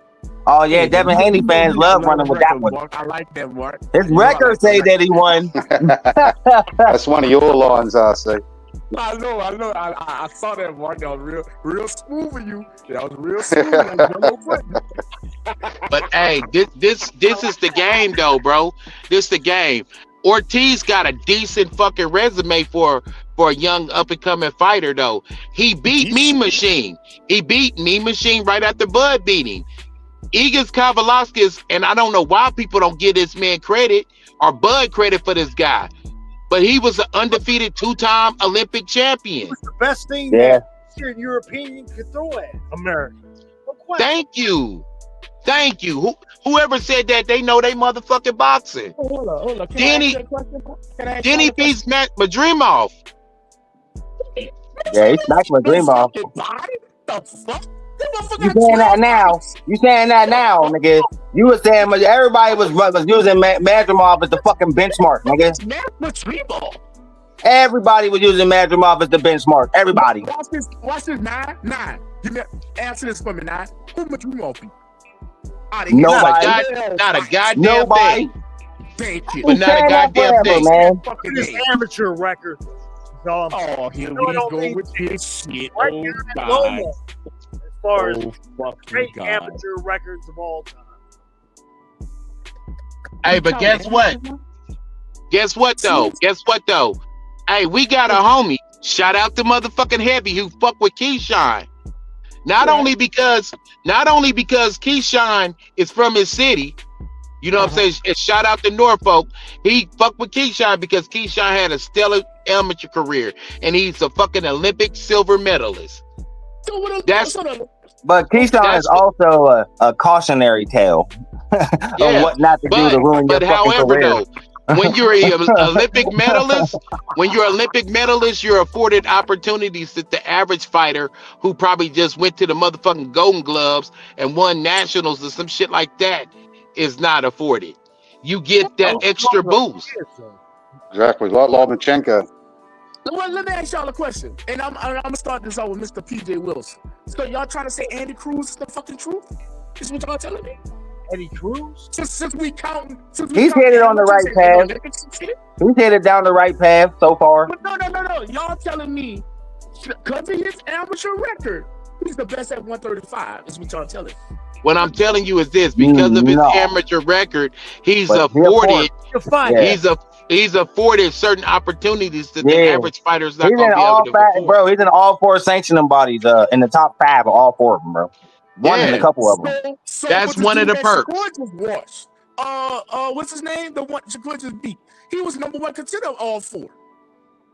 Yeah, Zepeda. So what the fuck that mean? Not a motherfucking thing to me, but that's who they got up top. So fuck it. If that's who you got up top, I'm smashing. He's Slick just said it. He's number 1 right now in the IBF at 135. Andy Cruz. Okay. Kind of fucking crazy. The nigga only got like 8 wins. Let me ask y'all a question. Who y'all like in a fight with Lamont Roach versus Andy Cruz? Who y'all like? I got Lamont. Roach. Ain't that a bitch? I like Andy in that fight. Yeah, I got Cruz in that fight. I think Cruz is his footwork is too good, boy. I like Cruz, man. Cruz got the potential to be a pound for pound fighter one day, bro. I like him. Who you got, Mr. PJ? Andy Cruz or my Roach? I got sir, Roach. 100%. Ain't that I'm American. What about you, Mark? We're American. We got a lot of pride now. They're throwing us the best European they can. But, hey. Yeah, I would have Roach. Ain't that a bit?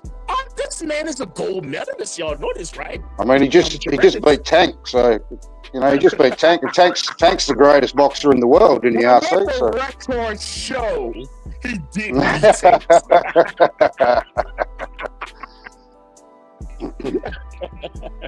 Yeah, man. I think Andy Cruz is like, yeah.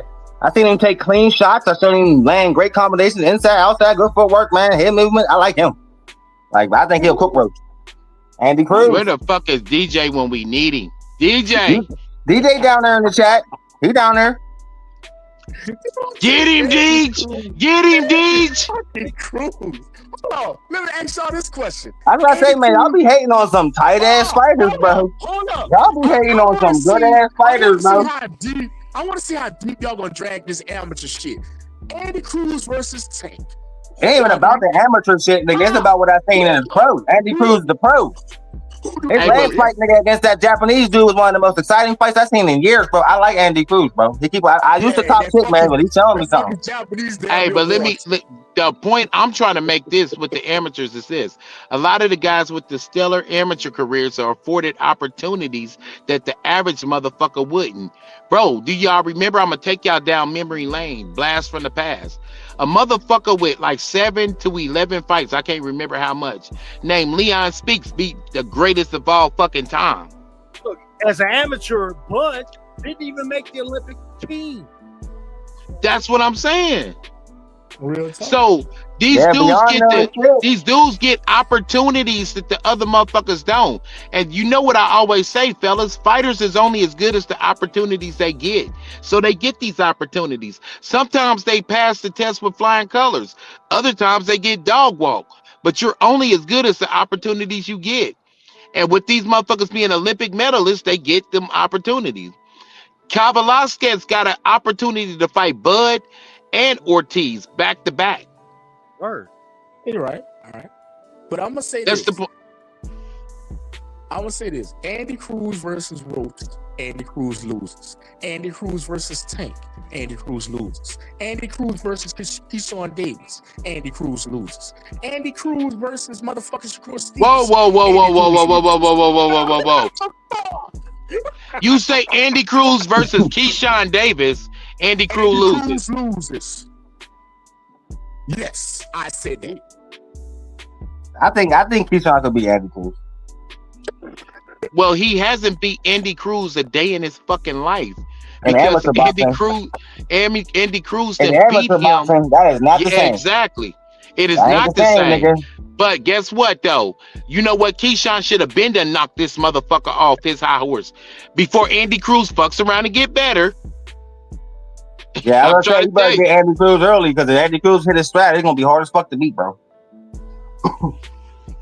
Once he acclimates from amateur to pro, Keyshawn ain't gonna have a chance. Only nigga that he said that only niggas I think that Cruz can't beat is Tank and Keyshawn, bro. I think he'll give Shakur a good ass fight, and I think he'll give Roach a good ass fight.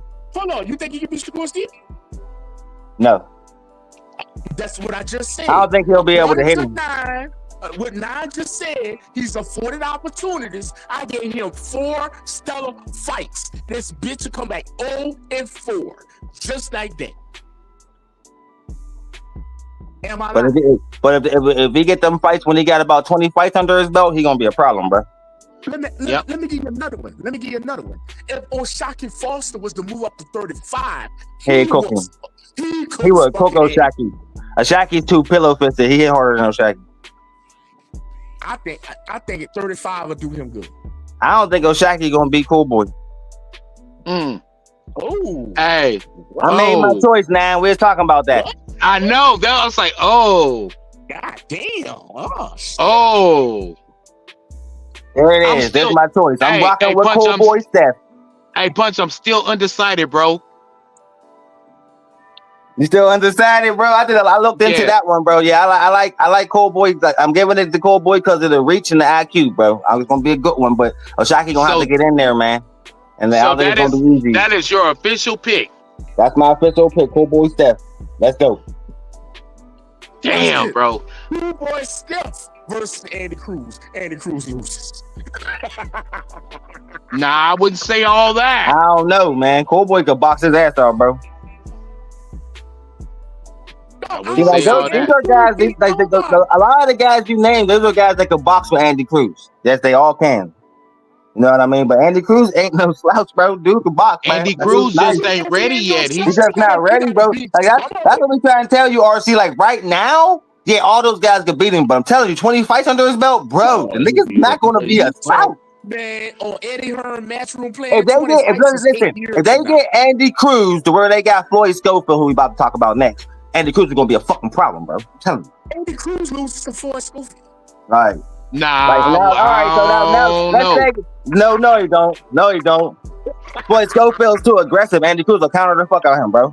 That's like Shakur was gonna do. Andy Cruz at this stage and Schofield stage, Schofield will get walked into some shit. Yeah, he'll get countered harder than a motherfucker. Well, I was. You can see that. You can just see the counter punches coming a mile away as they fight. I was cooking on that. I gotta catch myself. All right, but now that we on the Floyd Schofield Jr., let's talk about it, man. Floyd Schofield versus JoJo Diaz, bro. How fast you think Floyd gonna knock him out? Think it's gonna be first round like Tevin Farmer, or you think JoJo's gonna drag him in the deep waters a little bit? Because he gave Regis a good fight, bro. That was a good fight. You know what I mean? I ain't even gonna tap. JoJo Diaz versus who? Versus Floyd Schofield. Sorry, I don't talk about homosexuality. They can do their own thing, bro, but I'ma just stay out of this one because I don't fuck with homosexuality like that.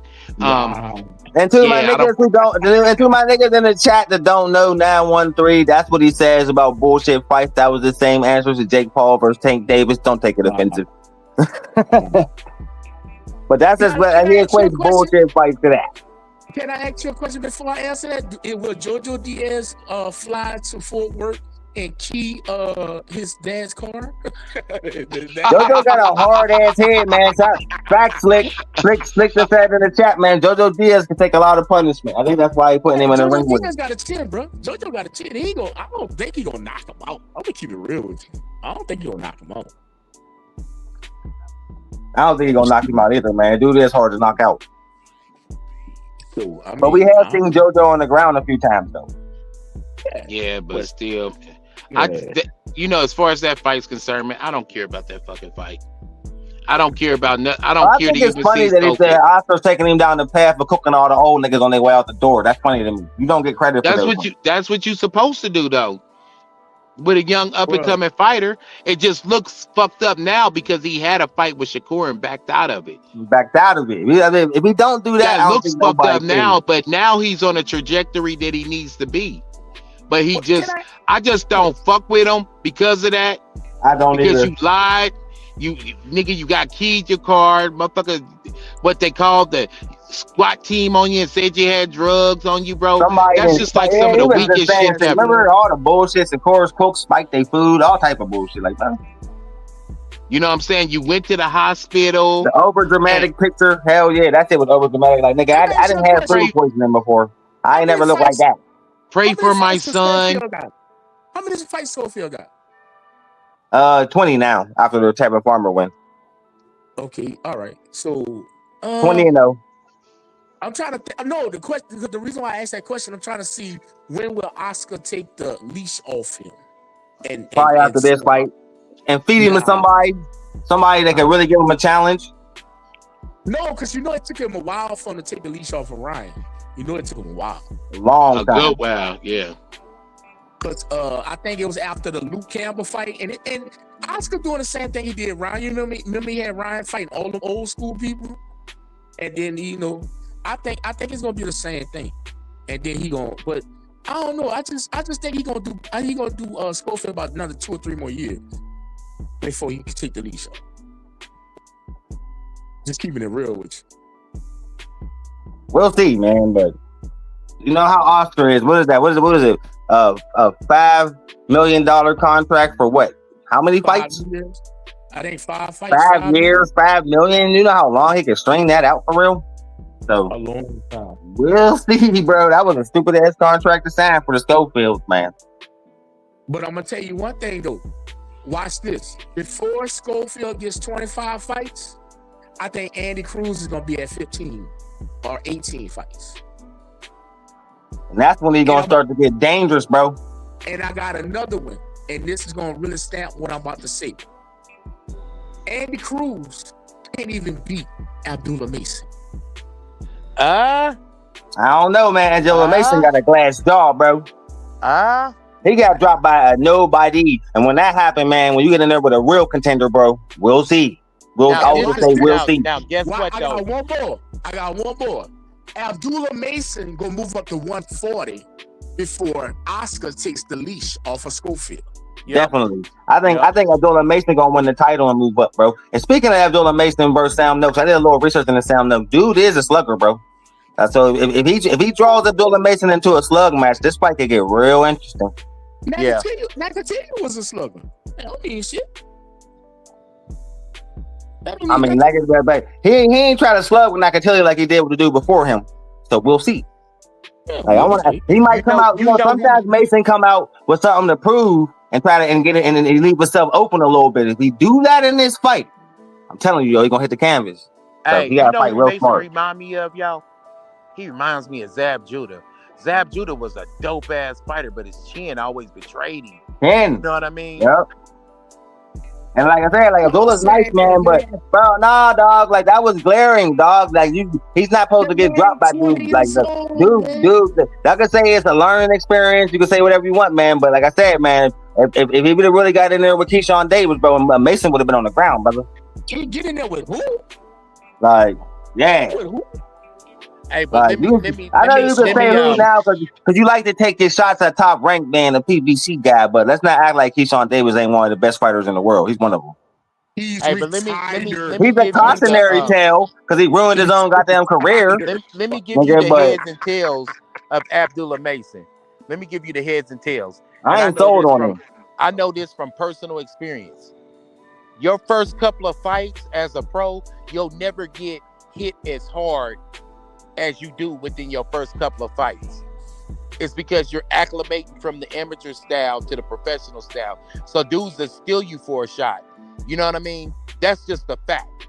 And if you ask anybody who's had an amateur career and a professional career, something about them first couple of fights, bro, where you'll never get hit as hard as you did in your whole boxing shit until, you know what I'm saying, like your earlier career. Now we got some kind of examples of this too. Andre Ward got dropped real early in his career and ended up getting dropped late in his career. But Andre Ward, we couldn't say he was chinny because he fought guys like Carl Froch, Saki Obika. He fought some punchers. So we don't know. The great Muhammad Ali, bro, he got dropped very early in his career. But we talk about Ali like he got some of the best chins in the world. So we don't know. We just don't know. You know what I'm saying? We're just going to have to see because this is the thing, bro. With these young fighters, with all these fighters, we don't really know these niggas, man, because they don't fight that often. Think about it. We don't know. And if they do fight, they fight certain styles that's the same style over and over again. You know, the slick boxers, like they always want to fight guys who's front foot heavy. Yeah. We never see a motherfucker fighting a nigga with a back foot game. We'll never see. Who have we seen Shakur fight with a back foot game? A real good back foot game. Only one that I can say that he got in there that had a back foot game and he really cooked him was what was your boy? Down there at 130. But Herring got a pretty good back foot game. But did Herring go backwards the whole fight? Nope, he tried to box with him and got cooked. He didn't go backwards the whole fight. Herring tried to press him. He did. You know what I'm saying? Listen, in these fights, bro, you only got one nigga that can do. It's two people in a ring and only one of them can go backwards. Somebody's got to initiate and go forward. That's the sweet science. I mean, that's what I say. That's the thing about Mason with me, bro. It's like, all right, your first fight, you came in there a little impatient. Like, shout out to Isaiah in the chat, man. He hit on a good point. Like, Mason's a skilled fighter. You know what I mean? No doubt about the fights where he gets touched up. I saw an impatient fighter, but his last fight, he was patient, and if he keep it up, he'll be good against the top opponent. So, like I said, if he can box, he got the potential, like we did against Nakatilia. He got the potential to box smart, but sometimes he want to get in there and try to get the quick knockout and leave himself open. Can't do that against top contenders because they're gonna get put on the ground, bro. They're gonna counter the fuck out you. Exactly. So he's gonna have to work on some things. Top contender. You see what I'm saying? He's gonna have to work on some things. Now, it sounds no to top contender, no. But if they put him in there with somebody like T.O. or somebody like Shakur, they're gonna be countering you all night. He's a top contender. He's the number one contender. That's why he's fighting for the title, bro. I mean, I watched like 3 of his fights, man, and he just a come forward bull. And those dudes tend to get cooked by counter punchers. But guess what? They ranked him, so it is what it is. No, I mean, but I ain't gonna sit here and say it's not fun to watch Abdullah Mason grow. We are watching him grow, and he is getting better in every fight, man. But I'm a little concerned about that chin. But we shall see. Yeah, we gotta see. Oh, my bad. Go ahead. Now, go ahead. Yeah, go ahead, bro. Go ahead. I'm gonna say this because we coming up on to October. We're coming into the 4th quarter of the year. I want to give a big shout out because I'm about to hurry up and get off there too. I want to give a big shout out to the retired fighters of 2025. Start with one of my favorite fighters, Tank Davis. I also want to give a shout out to retired Keyshawn Davis, Emmanuel Navarrete, Shushu. I also want to shout out who else is retired? Santillion. I also want to give a big shout out to Xander Zayas. He's also retired on fucking Top Rank. All the Top Rank motherfuckers that retired, man. Shout out to all you motherfuckers. Man, y'all were great. What? We loved you guys. Hey, all your future. You going on with the conspiracy theories again? All right, I'd like to give a shout out to everybody on PBC who's retired 2 years ago, but they didn't know they was retired until now. You know what I'm saying? And Al was throwing everything on the wall to make it stick.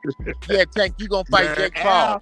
Al came out smelling like a rose, man. Al got the licks coming. But look, man, shout out to all the boys. I just saw Shushu Carrington begging for a fight online. I just saw Xander Zayas begging for a fight online. Dog, man, shout out to them guys, man. All of y'all. Listen, bro. Al done changed his whole business model. He is not Turkey, Oscar, Bob Arum, nobody's biggest competition. He's Jake Paul's biggest competition because he's about to throw a whole bunch of motherfucking wishful names. But hey, I seen something today. Tell me if y'all heard about it or whatever. It sounds unrealistic because I got to get the fuck down this freeway too, man. But it sounds unrealistic. But I heard Turkey's trying to get Floyd to fight Bud. I've heard something like that too, bro. That's just they talking about that behind the scenes and they talking about it online and shit too. But there ain't been neither one of them ain't saying nothing about it. We'll see, but I think that's a bad idea. Shit real? There's a bunch of AI, fake ass YouTube shit out there fucking up all the shit. Was it real? Did they spar each other? Does anybody know? I don't know nothing. I know he went there and I know he did show up at Bud's training camp. You know what I mean? But I don't know if they sparred or not. He tend to keep stuff like that under wraps. But I've heard it.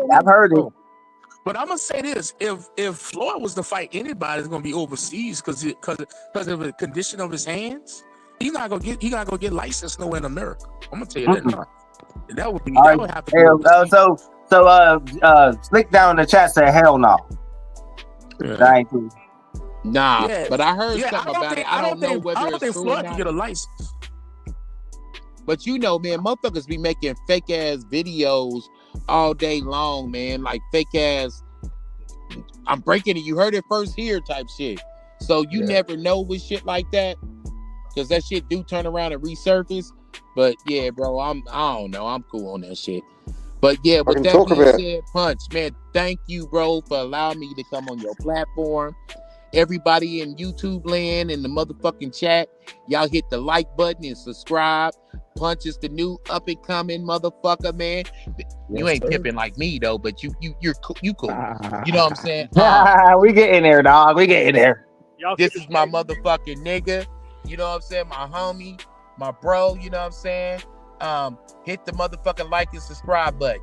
I'm out though, this motherfucker like last year's shit, bro. But holla at y'all, man. Y'all stay up.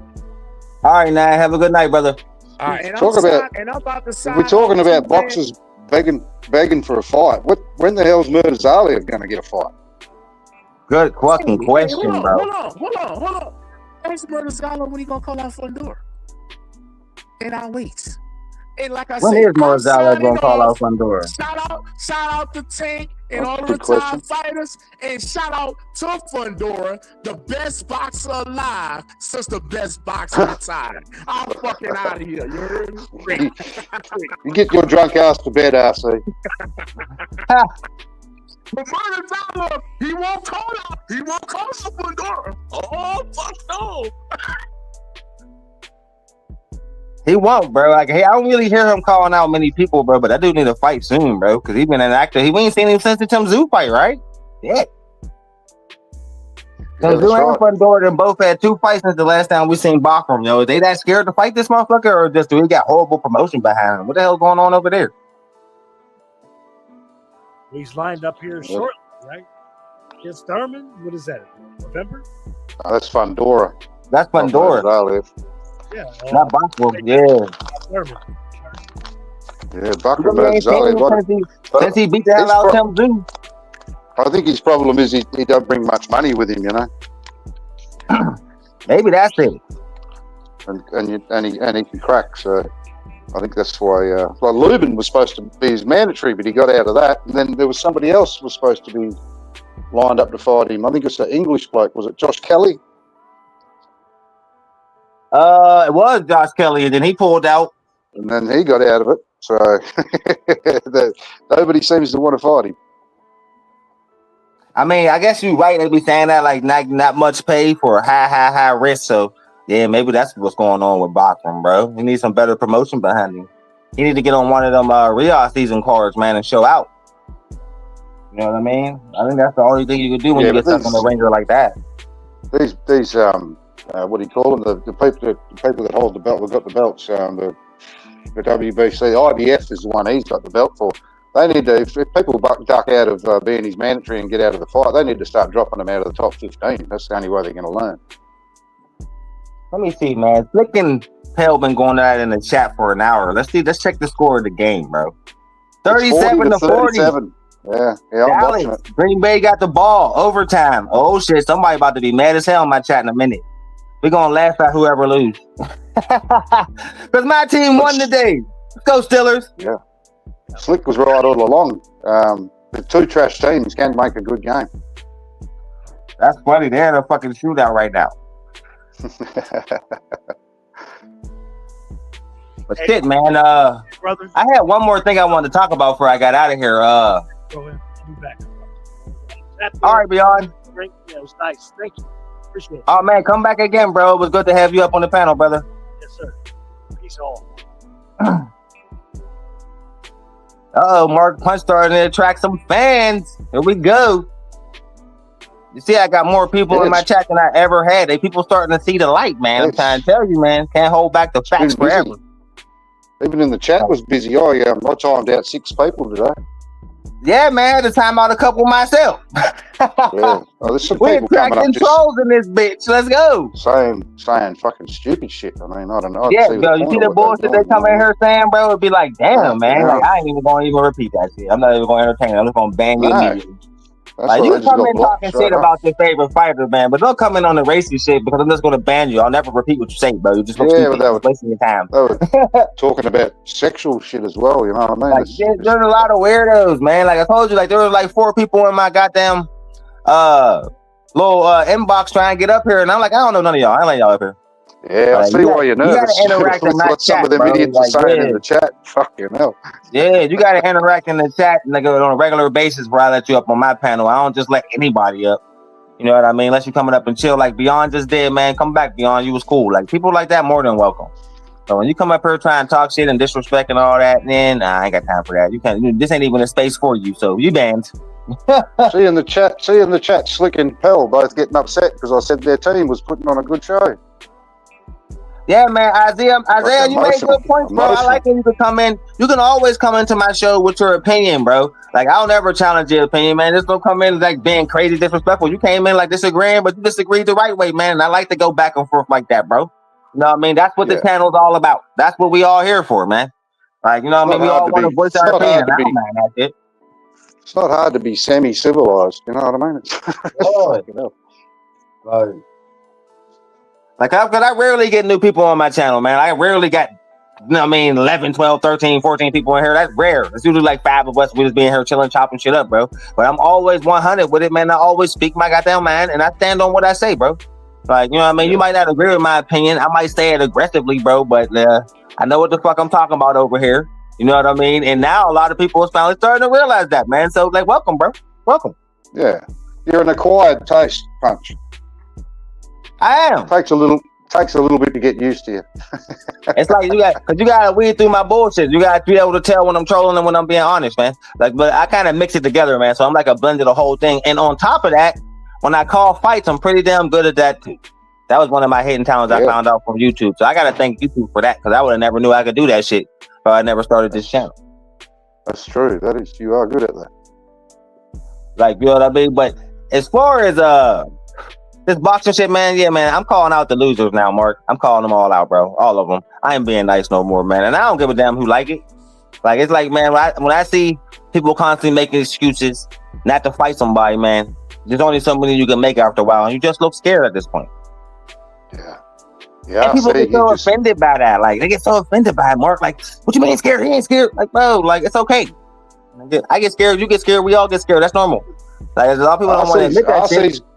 RC's good at defending it, though, but it's starting to get repetitive. He says the same thing all the time. That's because he's run out of other options. Yeah, because come on, man, because Jake Paul versus the Tank Table, that's inexcusable, bro. That's just like, come on, man, you just really gaslighting everybody now with that shit. Like, that's a gaslight fest, bro. For people who don't like you, really gonna go crazy, and then your own fans is like, what the fuck? That's what I thought was funny. Yeah, it's the sort of shit he should be doing once he's retired. And if he's gonna retire after this, then good luck to him. But we're still entitled. So. We're still entitled to be. So. We're still entitled to be disappointed with his career, because he just has not fought the best people, in my opinion. I hope he'd be gone forever, bro. Because people like that, who is in a sport where people crave legacy and all they care about is legacy, and all you want is money, man, you don't belong here. Right? Yeah.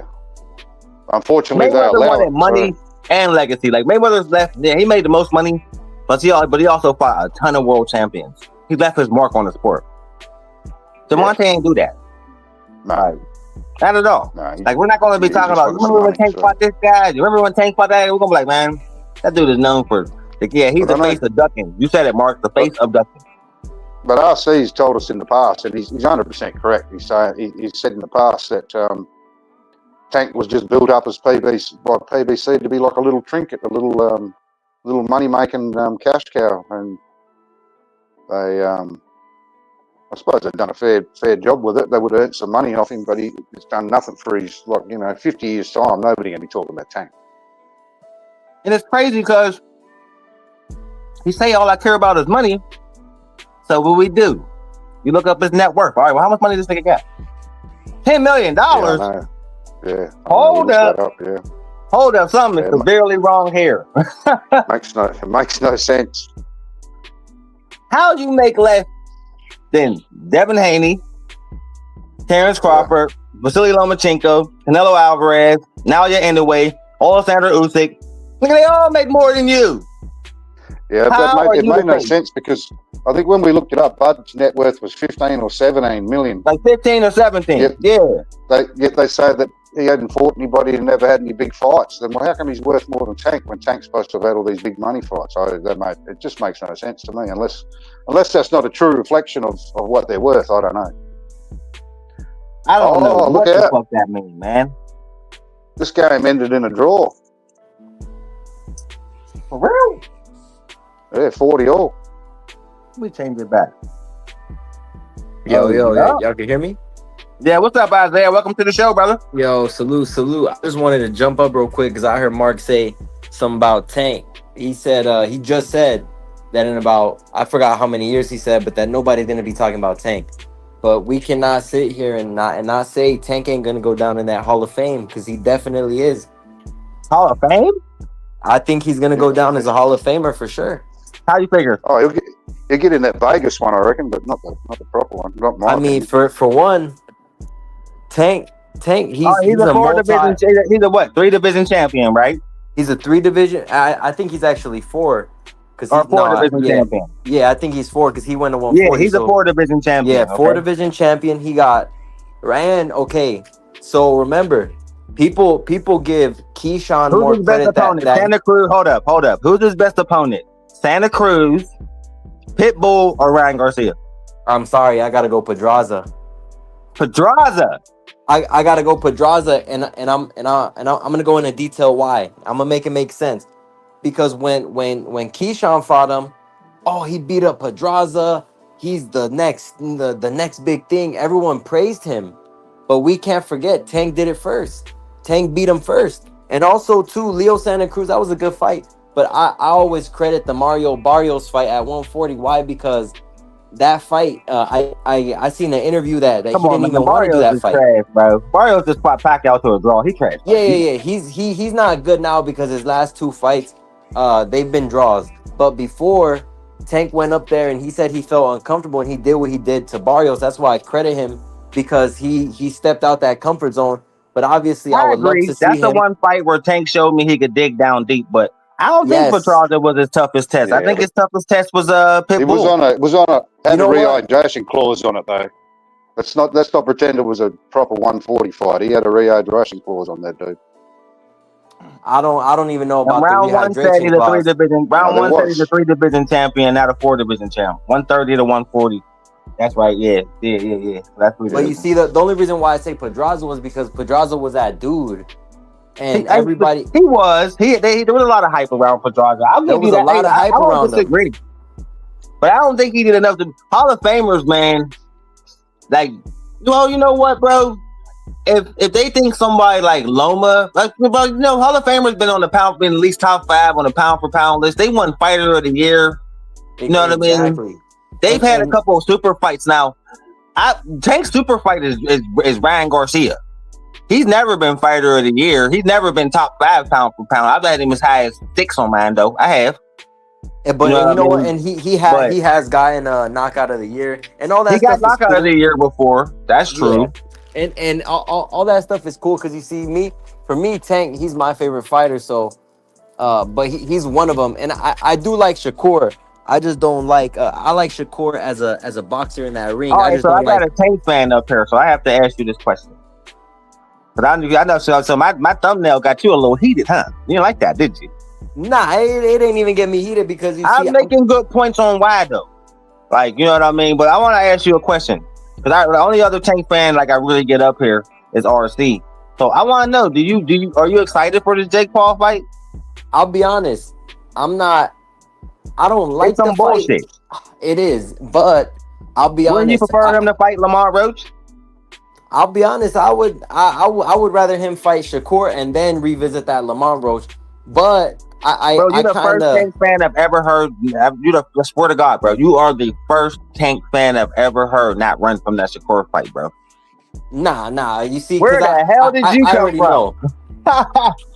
Bro, I already know, and like I said, I really like Shakur, and I've seen all his fights. And as soon as he moved up to 35, I said, "Damn, maybe he might give Tank a challenge."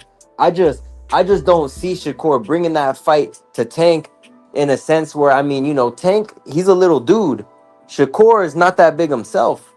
Shakur is very tactical, and a lot of people say he's boring. I don't think he's boring. I just don't think people understand or comprehend what's going on in that ring. They say, and automatically people want to say, "Oh, he's putting me to sleep." Yeah, once in a while we joke about it, but let's be honest, he's very tactical and his IQ is very smart. But the only reason why I don't think he could beat Tank is because Tank is very accurate, and Tank it's crazy because he's one of the least fighters, or yeah, one of the least fighters to throw the least punches, but he got that pinpoint accuracy. And I Right. think I seen somebody talk. Ryan said, "Oh yeah, Tank, he don't really hit that hard," and I do think Tank hits hard. I just think what makes it even crazier is because he makes you miss, and he just hits you with it, and you know all that power with the little dude.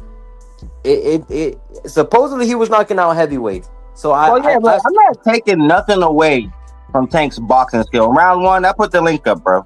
I'm not taking nothing away from his boxing skill. My problem is the choices he makes, the opponents he chooses, and then the excuses he makes, and then the shit that he talks to him online. It's like, bro, talking shit to all these guys, but you ain't fighting nobody, bro. I just want to see you prove the skill, bro. That's all. And maybe that's the hardcore fan in me. You know what I mean? But you keep on talking shit and then weaseling your way out. I think it's weird. I think the Matrix and took all my homies away. Yeah, but the link's back down there if y'all want to come back up. Round one, the link down there. But I'm gonna keep on cooking what I'm saying, bro. Like I think he needs to fight somebody for real. But like RC say, we shouldn't give a fuck because he's retired. But you know, when you retire at 27 years old, bro, you'll be back in a year. You just gonna have a big ass bag, mad money. You know what I mean? So you're gonna have to you can come back up if you want, Isaiah. I mean, you gonna have mad money. So you're gonna have to fucking, you know, sit back and enjoy your bag. I get it. They like to call that retirement. But in reality, you back, Isaiah? What's up, dog? Yo, yeah, but nah, you see, I see the play, and I'll be honest, I don't really like Turkey. I just don't like Turkey because he one of them dudes who he wants to have the good fights in Saudi, and he wants to put the bullshit fights in the States. And then people say he loses money, and it's kind of like, I get it. I get why he loses money because he's new in the game.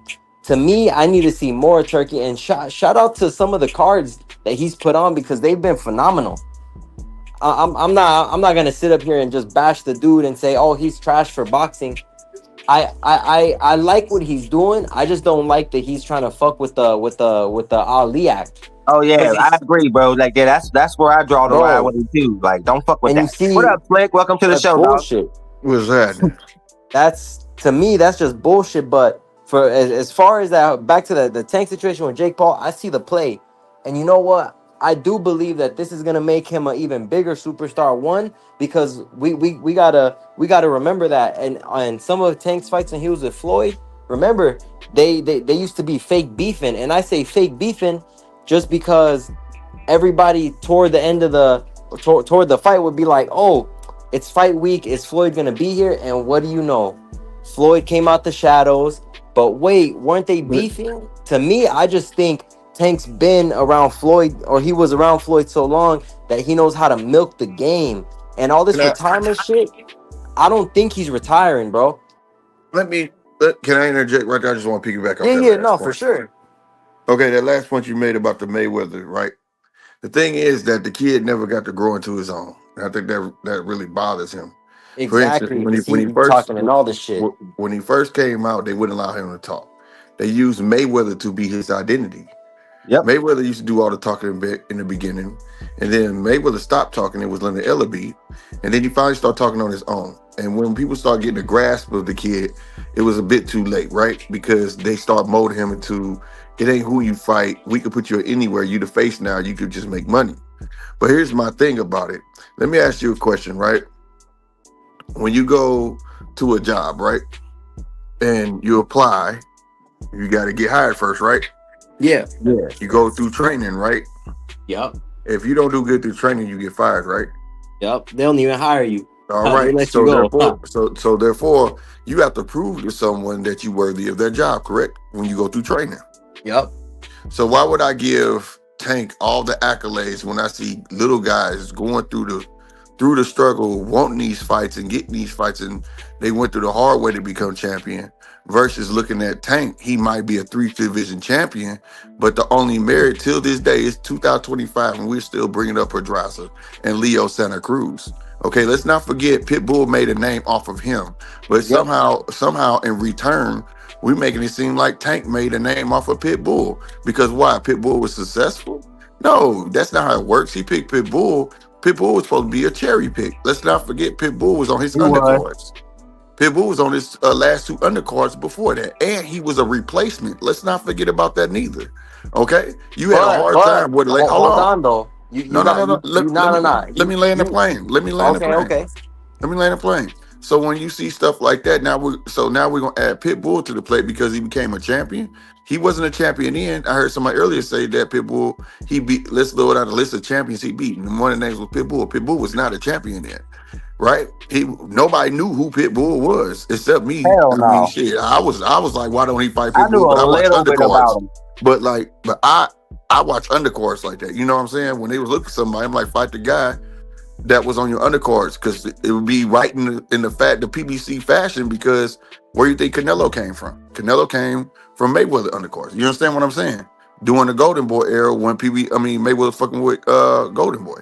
So like at the end of the day, all I'm saying is this: you have a top 5 in the last I want to say 10 years.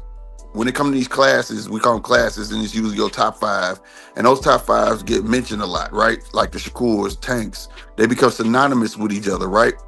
But when you see the guy that is the face in Tank of that class, you let everybody leave the division. You didn't fight none of them, and their name is synonymous with you. You say you're not gonna go up to, you won't go up to 140 to fight nobody. You're not gonna go fight Shakur. You're not gonna do none of these things. You won't fight Devin, but yet you go up to grab a bag from Paul.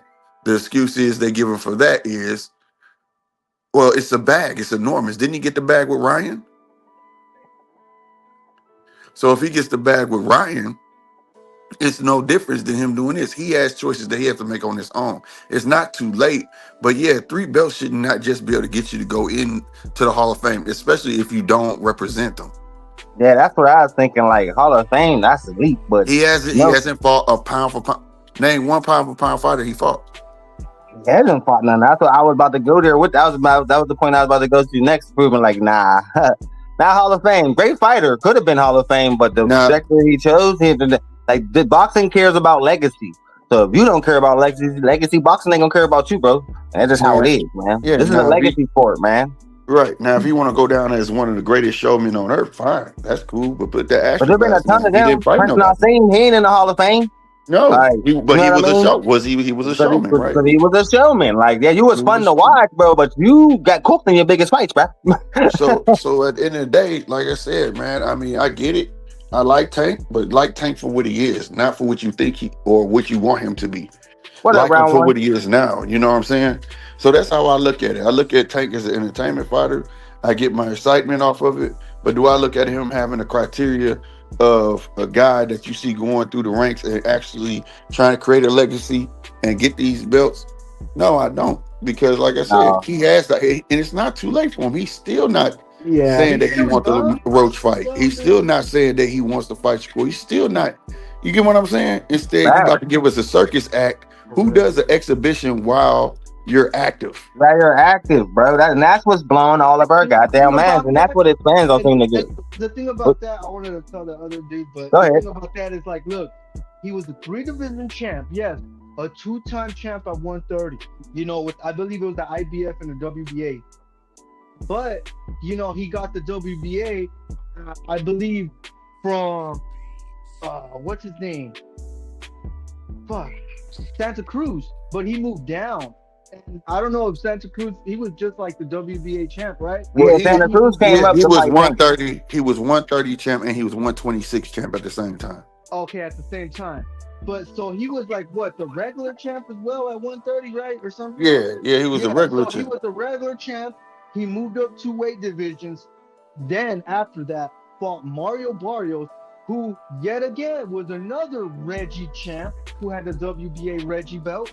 And then after that, he really didn't do nothing. I mean, look, bro, you had 2 Reggie belts from 140 to 135 that you could have unified with. You had people like Josh Taylor, and then you had Teofimo, fucking Cambosos, you had Devin, like, man, you had he his class, period. Yeah, he had his class. And the biggest fight back then, The biggest fight back then that could have been made was the biggest fight back then that could have been made between him, which would have been very lucrative and put him on a map and had him ahead of time, would have been the Loma fight. Yep. But it's on record. Yeah, But it's on record where Mayweather said, "No, we're not worried about that fight." It's on record. Mayweather kept him away from that man. So I mean, it is what it is. Even the Tevin Farmer fight would have been huge, and that never got made.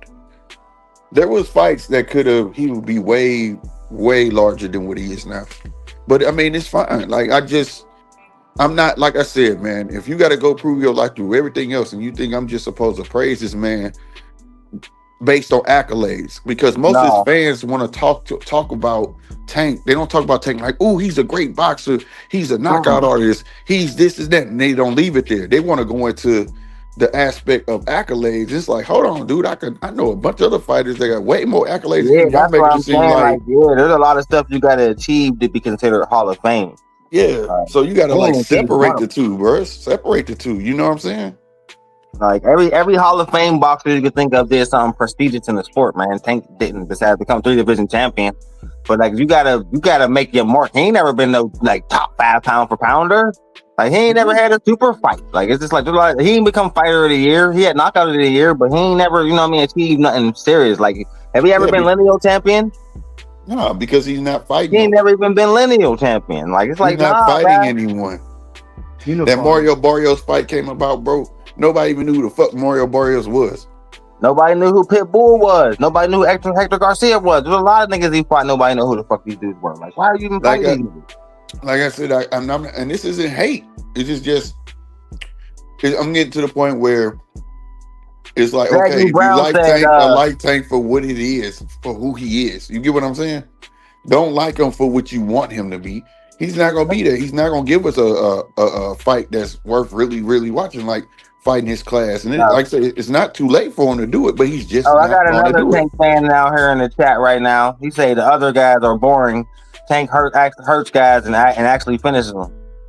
But that might be true. But check this out. That might be true, right? But let's be clear. Let's be clear.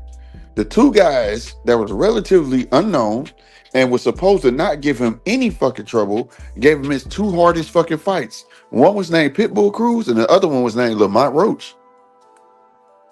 Right. So who's to say your boring fighters won't give him hell? You understand? Look at the trajectory of Canelo. Canelo's career consisted of a bunch of flat-foot motherfuckers who was gonna go backwards and forwards. The boxers was the ones that gave him trouble. And how many boxers you can count on your hand has Canelo faced? I mean, like shout out to Mark in the chat. I mean, he said that even Kambosa's got a better resume and better accolades than Tank. And does Kambosa get in the Hall of Fame? Hell no. Right. So this is all I'm saying. So you could make a fighter look, you could build a fighter, so to speak. You understand what I'm saying? And he had a machine behind him that built up his character real quick, but in reality, his opponents went shit, bro. They were easy work, bro. Like Tank had some of the most predictable fucking fights in boxing, bro. Like we were all surprised by Lamont Roach because nobody gave Lamont Roach a fucking chance, bro. And maybe we motivated him, but in reality, we all were like, man, I ain't about to cook this dude, man. Why won't he fight nobody for real? It's gonna support him. I was getting to it, everybody with Pitbull Cruz, and I was the only one saying, I'm telling you, it's different. This is the first fight he fought. That's his height. It's different when you used to fight tall people. And man, I went through hell with that shit. Man, don't nobody know that dude. This is that third. I said, that's the problem. Y'all don't know about him. And it was one of his toughest fucking fights. To the point when they said, would you rematch him? What'd he say? Hell no. Hell no. Like that little motherfucker was tough. Yeah. Pitbull is tough, but I didn't know who he was either till that fight. I'm like, oh, all right. Mm-hmm. So at the end of the day, you can manufacture a fight. Like I say, Canelo's a great fighter. He was built for what he was fighting, but he knew, shout out to Eddie Reynoso, because he was the only one that was honest when they said, why don't he fight boxers, particularly black boxers? He said, African Americans are too slick. See what I'm saying? Yep. So if you know your fighter has trouble, just like Earl Spence, right? How many southpaws Earl Spence fought? Not a lot. 3. I think like 3. I thought it was 2. And one wasn't really a southpaw. His name was Terrence Crawford. He just could switch. He cooked him. See, it's all about just like if you know your fighter guy, he could punch his ass off, right? I tell you another one. I wish Nine was on here because he could tell you explain it more better. Deontay Wilder, he don't got a chin. Never had a chin, bro. He just had a hell of a fucking punch. You see what I'm saying? So they put him in there with the right opposition, but then, hey, they was running out of motherfuckers to call, and guess what he ran into? It was a guy named Spilker, and Spilker could box, and he tested that motherfucker. It made that motherfucker hold on to the ropes to that corner, and after that, everybody was like, oh, all I had to do was box this motherfucker? Oh, okay. Then he ran to King Kong Ortiz. Arguably, he was winning both of them fights until he got greedy. Right? King Kong Ortiz, I thought he was gonna knock Wilder out. There you go. He was, and it was crazy. Both fights ended round 7 or some shit like that? Because he chose to get greedy or some shit like it was. I think it was like that. That hard right hand, bro. Over. Yeah. But then he got to somebody that was taller than him, a big motherfucker who could move, and his name was Tyson Fury. Now, what they all got in common? They all boxers, not just punchers. So I'm saying, like, you could build a person's career to a point where it looks fabulous, but if you ain't testing the waters on your way up, he gonna be stuck. You keep feeding him fish, he ain't gonna know how to feed himself. You know what I'm saying? Simple as that. That's facts.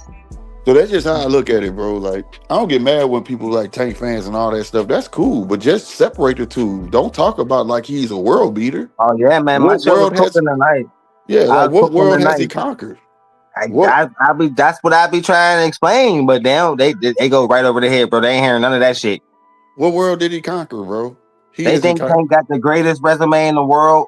He didn't smash everybody. He's the best fighter there is. I'm like, huh? Nah, he's just a face. He's just a face because he had a machine. He just had a behind big machine behind him. Just think if he never came from up under Mayweather, bro. He wouldn't be half as big as he is today. There you go, bro. And still on fight night on his cards, just like my guy Isaiah was pointing out. The week of the fight that Tank finna have a fight, who get into the argument on Twitter? Him and Mayweather. That was just to boost the shit up. Publicity, bro. It happened every rip. You get what I'm saying? Going in down with Shakur Stevenson. That's why I started the whole show. That's he said some shit where I was like, bro, you know what, bro? Like, that's kind of admitting you ain't never want to fight this nigga. As soon as you said I was gonna give you a shot, but now I ain't. It's also already, man, that he should have fought. Lopez, look, the only one he fought that wasn't a real champion was Ryan. Well, yeah, and at the time, crazy, and at the time, to be fair, at the time, at 135, Ryan was the lowest on the totem pole. Yep. He really was. It was all at the time. It was about Devin. It was all about Devin, and then it was Tank, Devin, then Shakur, then Ryan, bro. And he weight drained the shit out of Ryan in that fight, man. So at the end of the day, but the thing about that is like, look, the names that we wanted to see him was like Teofimo Lopez, Devin Haney, and then look, Shakur moving up.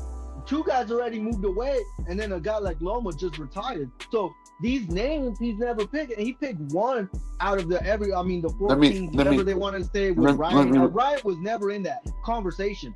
Like I said, these guys were champions. Ryan was an interim champ. Like, it's a lot of stuff I don't be saying, but let me lay this on you. Nobody ever thought about this. Right? We watched them bring up 2 30-pounders, right? Right. Yep. Shakur was at 130 calling out fucking Tank. Tank didn't bring him up. Nope. Tank went up. Shakur went up on his fucking own, and he still didn't choose him. And he supposedly don't know how to fight, according to Tank. But he pulled up the other fellas. This is stuff I be saying. It's super easy work. You know what I mean? He said Devin Haney's easy work. It's like, bro, all the niggas. That's funny because I kind of hit on this earlier. All the niggas that be calling you out, nigga. My thing is, if you was into pulling 30-pounders up, why you didn't pull Shakur up? Because he don't want to get cooked, nigga. That's all I'm saying. These are things I look at. Whether he got cooked or not is just the point that Tank sees something in that kid. Let's not act like they didn't used to be in the same gym, bro. Let's not act like Tank and him wasn't in the same gym, like they never trained together, like they ain't never sparred. Like, you understand what I'm saying? I always say Shakur's biggest mistake was sparring all the motherfuckers. He sparred everybody in his class. Yep. So it's no secret why they don't want to fuck with him, bro. Yeah, like that nigga's like, oh man, not fighting this nigga. Right. That's why they say don't. That's why you think you hear Brian Norman singing talking about, man, Brian. I'd be like, yeah, let's go get this work. And then Brian Norman Jr. be like, nah, that might be a future opponent. Why the fuck I'm gonna spar him? You see what I'm saying? I'm not finna give you any equal. Even let's say Tank was getting the best of Shakur. Let's say Devin was getting the best of Shakur, right? It was something in them sparrings where they was like, nah, bro, I ain't finna fuck with this. You know what I'm saying? It was something. Whether he beat him up, it was something, bro. They seen something in them sparring that was like, man, I ain't fucking with that. I said, I ran slick. You know, you see it like I see it, man. Them niggas seen something like that. It's like, oh no. That's all. That's because if you easy work, why not beat this? Okay, if Shakur and Devin is such easy work, right? So then take it like this: these guys got namesake, and you know they're easy work, and you know I can whoop that ass. Why not? That builds your profile up, and they in your class, and these guys have been on a pound for pound. So why not? Why not? That's what I'm saying. Because they boring. He can't make no money with them. How you can't make money with a name? You can't tell. They just try to cash you out. And then that's a double-edged sword. People be killing me with. We know there's only room for one face in boxing. We know that, right? So tell me this: if there's only one name that could be the face, that means everybody else is a dance partner, right? So who to say? So the face usually generates most of the money, correct?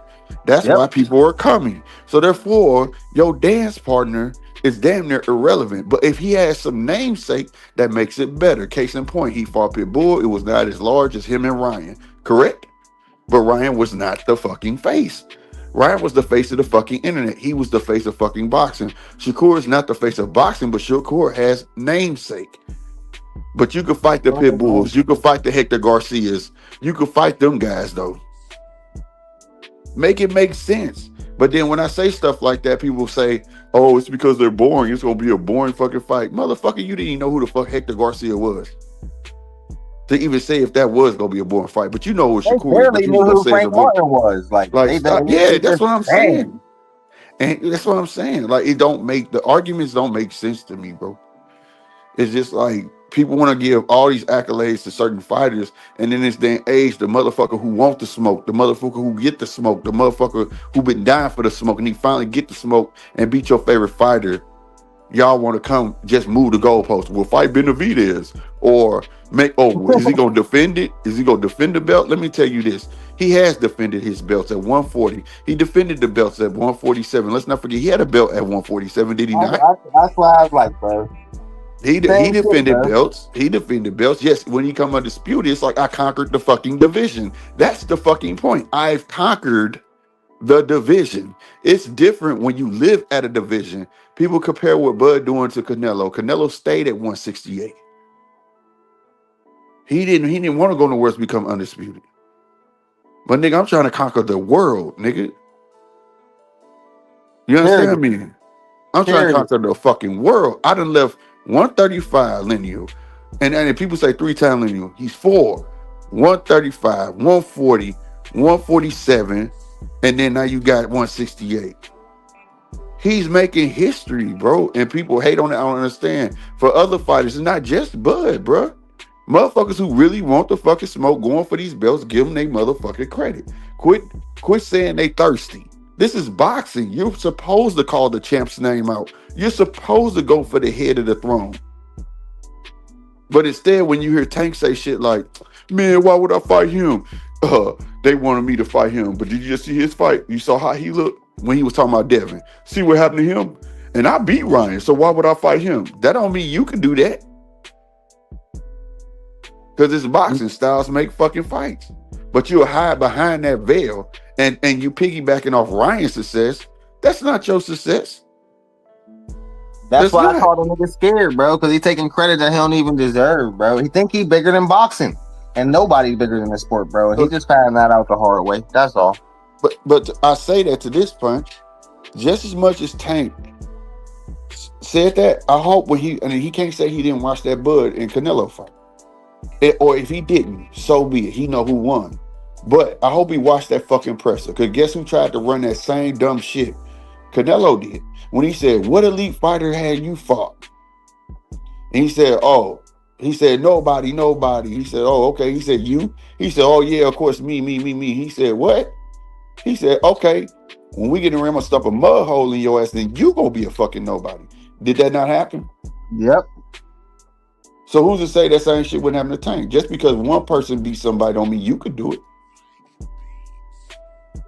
It's that simple, bro. That's what the casuals don't understand, Slick. You know what I mean? It goes right over their head, bro.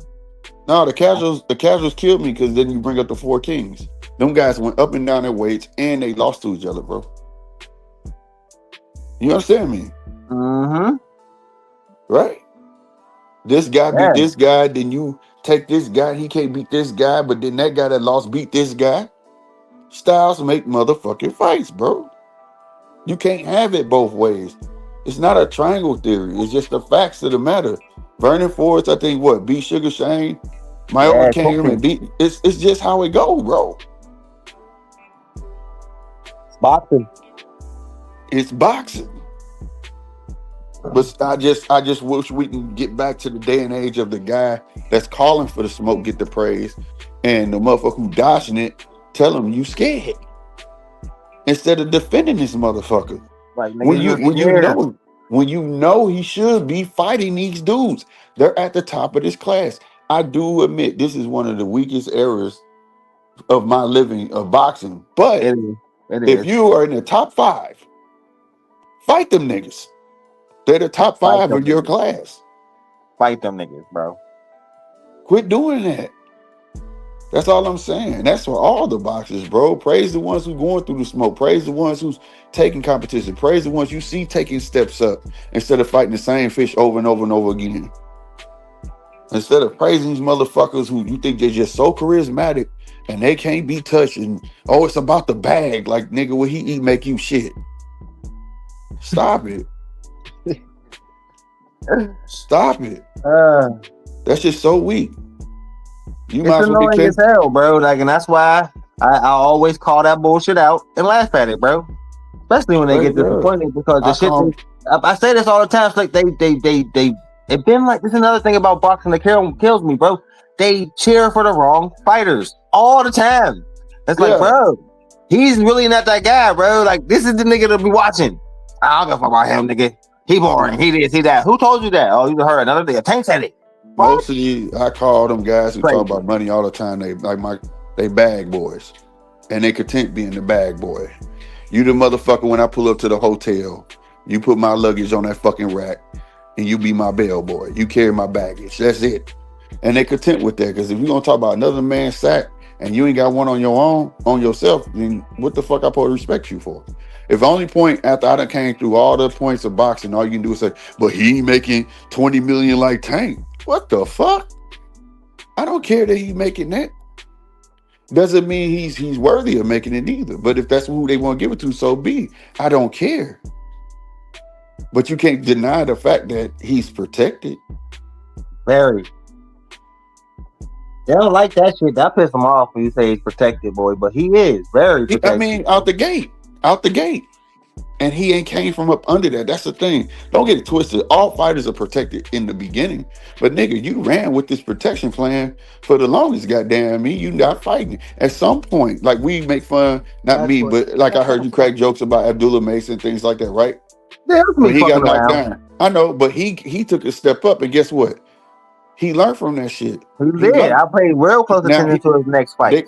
They could have took the little black kid that had a great smile that know how to talk in front of cameras and protected the fuck out of him, put easy motherfuckers in front of him and built a fucking star, couldn't they?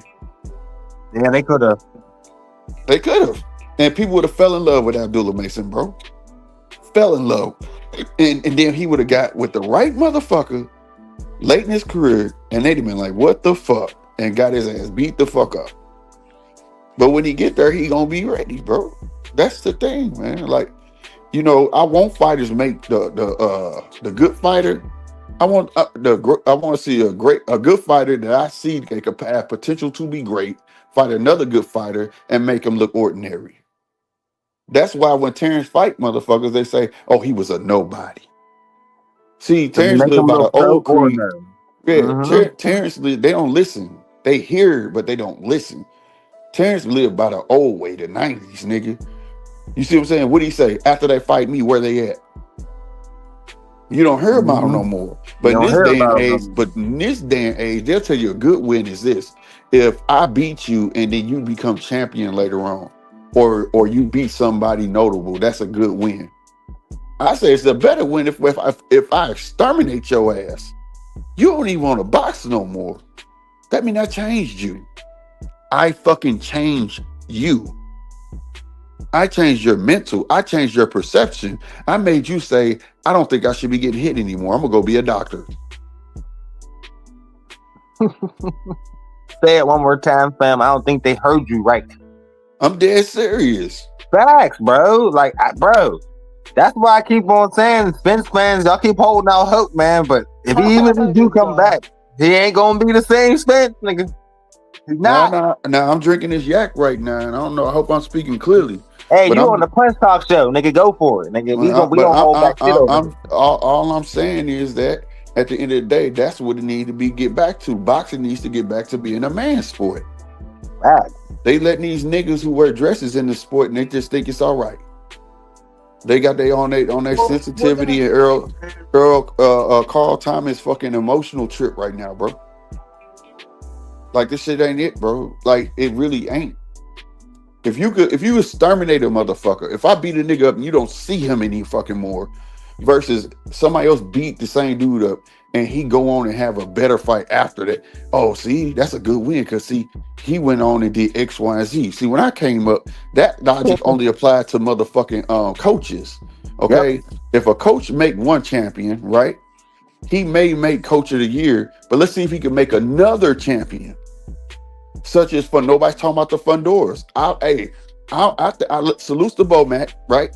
He was coach of the year. Ryan Garcia been coach of the year, right? But the thing, the fact of the matter with Bomac, he's doing it with the same fighter, right? All right. Ryan Garcia had good success in his tenure, but he had a losing year the beginning of this year, I think, right? Or was it in the last year or some shit like that? It was in New York. It was talk about Fundora Senior. Okay, look what he did with his kid, the older boy, and he got a younger daughter that's undisputed. He done it with two different motherfuckers. See, that's how that logic apply. But when it comes to boxers, nigga, if I say, damn, you heard from such Mean Machine or no, damn, he just quit. Where Kell Brook been at? Where American? Right, where these niggas at? We ain't seen none of these niggas. That's what I'm saying. Where Earl at? Oh, I think he on the farm feeding his pigs. What the fuck? That's all I'm saying, bro. That's all I'm saying, bro. And Canelo about to go on hiatus too. I had to get him prepared for that. Like, man, I'm about to take a long vacation. and to talk about that, the biggest check Bud can get, to be honest, and he do deserve the right to fight. Want to fight? That's why I think he'll go to 160. He gonna take a year. I believe he ain't gonna come back the next year. If the Canelo don't say he want a rematch, which I don't think he's gonna do, right? I don't know. He can go to 160. Janibek already said he wants to beat Adames, get those belts, and he said he would love to fight Terrence. And if he get both of them belts, I could see Bud biting on that fight. Yeah, I could see it because at this moment, at 30, think about, I got to insert the age because of what he seemingly wants to accomplish. If he's 38 and he goes to 160, fights Janet back, be a unified champ, and get the other two belts in that motherfucker, goddamn it, now you 4-time undisputed. This is crazy. And meanwhile, you had to fight at 160 multiple fights, so you technically conquered the division. So at the end of the day, that's the road I would take if he's not gonna retire. Which Bowman said he said he got 2-3 fights left. Yeah, I saw that. He got 2-3 fights left, right? You know, whatever. Another thing I want to touch on, okay? The whole incident with Bud and whatnot, you know, it's unfortunate. You know, this shit, a lot of people who live on the coast don't understand this shit, but this shit happen a lot in the Midwest and things like that. It's a black and white thing, bro. They just it is what it is. Happen all the time. That's called buck breaking, bro. I was on listening to fucking coach's podcast. Right, hold on. Let me land the plane. That's called buck breaking, bro. Okay, that whole fucking time, that whole day, all of that. Trust me, the cops was notified about the parade. They knew who that day belonged to. Yep. They just wanted to make sure he understood that he ain't bigger than them. You understand what I'm saying? That's what that shit was about. And then if you go, I know you people reading the reports is reporting it all wrong. They doing this shit on purpose because a lot more sheep in the world than there are wolves. You understand me? So they're gonna follow what the news say, but the news is saying it wrong. They saying the gun was on the floorboard. The gun was not on the floorboard. Terrence told him he had a fucking gun. It was in the middle console. Yeah, there was a console, and When he said, hold on, when he said, I'm in the video, y'all hear him say, I'm not finna touch no gun. I'm not finna grab no gun. That was because the cops was telling him to reach in there and get it. I'm not finna touch that. So if I do, you get to shoot me? No, nigga, you're right. No, I'm not doing it. Also, his security, if you go back to the same video that's surfacing right now, right? You'll hear the security guard, just listen, telling the other cop, I have a gun on my hip. That's his security. You see what I'm saying? The way that shit went out wrong, where I'm from, we call it butt breaking. Like, they'll see you got a lot of money and shit, and they just want to make an example out of you in front of everybody. You get what I'm saying? They make the world feel like the police in charge. Mostly it's the white boys that do it. You know what I'm saying? But to what round one was finna say, the real story is from a person. Zach, you said in the chat, what if Isaac Cruz beat Roach or KO Roach? Did that mean he better? Did that mean that's why Tank ain't fight him again? Right. And that means he is a good boxer. That does mean it's a good boxer, but that doesn't accredit Tank. That doesn't accredit Tank. That don't mean shit. Okay, let's flip it. Let's flip it. Let's say Roach getting that motherfucking dog walk him. Let's say Roach getting there dog walk motherfucking Pitbull. What'd that say about Tank then? But I'm going by that person's logic. I mean, I say the same thing. Does that make Tank a lesser of a fighter? Can't take that motherfucking rematch. Like, see, you know that's what I mean? That's what I'm saying. So if I go by that person's logic, so he said, that means so he got a question for you, Slick. He said, so what Tank got to do to get credit? Fight his class. Fight a credible name, bro. That's all we want, bro. He still got one. His name's Shakur. Shakur Stevenson, nigga. As much as people try to downplay that, which is the naysayers and shit, if he say we fighting, that shit get announced, nigga, they gonna go bananas. It was the same way before the fucking Terrence and Canelo fight, nigga. Man, ain't nobody watching that shit. Fight. That is stupid. I don't want to go watch no nigga go up 2 weight divisions. Man, that shit ludicrous. Do you know for a whole month and a half, I was sitting there trying to preach to motherfuckers that this shit has happened repeatedly in boxing. It is not the first time somebody went up 2 weight divisions, my nigga. He can't fight Rolly. Rolly is 147-pound champion, bro. Like, Tank's not going up there, dog. No, like, man. He's only fighting Jake. Jake is 5 years of experience, bro. Yeah, so nobody, that's a stretch. I'm not one who ain't gonna move the goalpost on Tank, but he do. No, that's what Zagu said in the chat. He said Rolly. It's like Rolly's in 147, Rolly's 47, bro. And Rolly, I mean, Tank. Rolly won. He went up to 140 at one time, bro, and he said he didn't like it, man. Yeah. But the thing we know he went up. We know he went up, but he never went up to 47. Hold on, y'all. And fights Rolly, he go, but if he be another WBA title, so it's really he's just getting them Reggie belts. Well, it is what it is, but we gonna see what weight he come in for this motherfucking fight. Because I always think that he can go to 140. He just didn't want to go to 140 and fight them big, tall motherfuckers. Because at the time, them niggas was tall and big. You get what I'm saying? I mean, he could have had that Taylor fight. He had the you said you said I didn't say he didn't beat Rolly. I thought you were talking about that would be a rematch to get credit. You think he gets credit for beating amateur ass Rolly Romero, bro? Rolly Romero's fucking trash. Nigga, you don't get credit for that, bro. Well, we'll say this though. We'll say, you gotta put shit in perspective for these motherfuckers. Punch. Oh, he's a fucking amateur, bro. Ask him, you don't get no credit for beating him. Ask them this. This how you do that. Put the ball back in their court. Who was winning the fight until you knocked him out? Rolly. There you go. Tank was on his bicycle like a motherfucker against that goddamn amateur. Because Tank always does that. He does not. Stop that. This is when did you start watching Tank? When did you start watching Tank? That was the most I've ever seen Tank. Hold on, bro. Hold on. A little slow. No, just waiting on you. He's waiting, but that's where he get caught. But the reason I'm about to say what I said because the reason I'm saying this is because you said what you said right after what Punch just said. Punch said he was on his bicycle and he was like he's always like that. So my bad, you came right after what he said, but I thought you were saying that he be on his bicycle all the time. He don't do that shit. He ain't start moving backwards like that. Yeah. No, I just He didn't feel start like moving that's back like that. I was impressed by the footwork. Like I ain't know Tank's footwork was that good. Yeah, but Yeah, that the thing Pitbull about- shit made him start moving backwards. Like the thing about Pitbull is like, yeah, that dude, he got a thick skull. Like that head is thick, bro. Like, Well, he legit, protects. like, It's not just that he protects his and then chin. he protects his chin too, because he tucks in, he keeps his guard high, and all Yeah. that shit. It just he's so flat-footed that Lamont Roach is gonna whip that ass, bro. Lamont Well, Roach here's the might thing. be piecing him up. Well, Here's the that's thing. too. Well, go ahead. Here's the thing. There's a difference between being flat-footed, right, and just linear. He's more linear. Like he is flat-footed, but he gonna come at you. He not gonna stand there and do some tit for tat shit with you. He coming at you. Now, the thing he don't know how to do is cut the fucking ring off.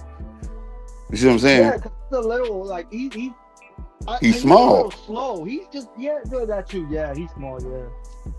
He's small, and he can't be as explosive as you want to be if he chasing you around and cutting rings. Or he want a motherfucker that's just gonna El go Rayo backwards and showed us forward. that one. El Rayo exposed that. Yeah, exactly. And if you box him, he can't keep up with you, bro, because he need leverage on the punches. He's all power punches. I ain't never seen that dude throw a light punch ever. All right, so he said Rolly outboxed Ryan Garcia. It was easy work. I agree. I was completely surprised by that. That was the best I've ever seen Rolly Romero. But this is what I'm gonna tell you. How did Rolly Romero look against Pitbull Cruz? Where was the boxing skill then? Yeah. And that was his first title defense. And bro, he know his first title defense is gonna be against next. He gets old ass Manny Pacquiao. Now listen, bro, I don't think Rolly's a good boxer at all. I think he's trash. But I'm going for Rolly in that fight. Like, you know what I mean? But I'm speaking on Rolly. Rolly definitely outboxed Ryan. I ain't gonna make no excuses, but Ryan Garcia ain't the best fighter either. Like, you know what I mean? But at the same time, that whole night, every fight on that card that night was trash.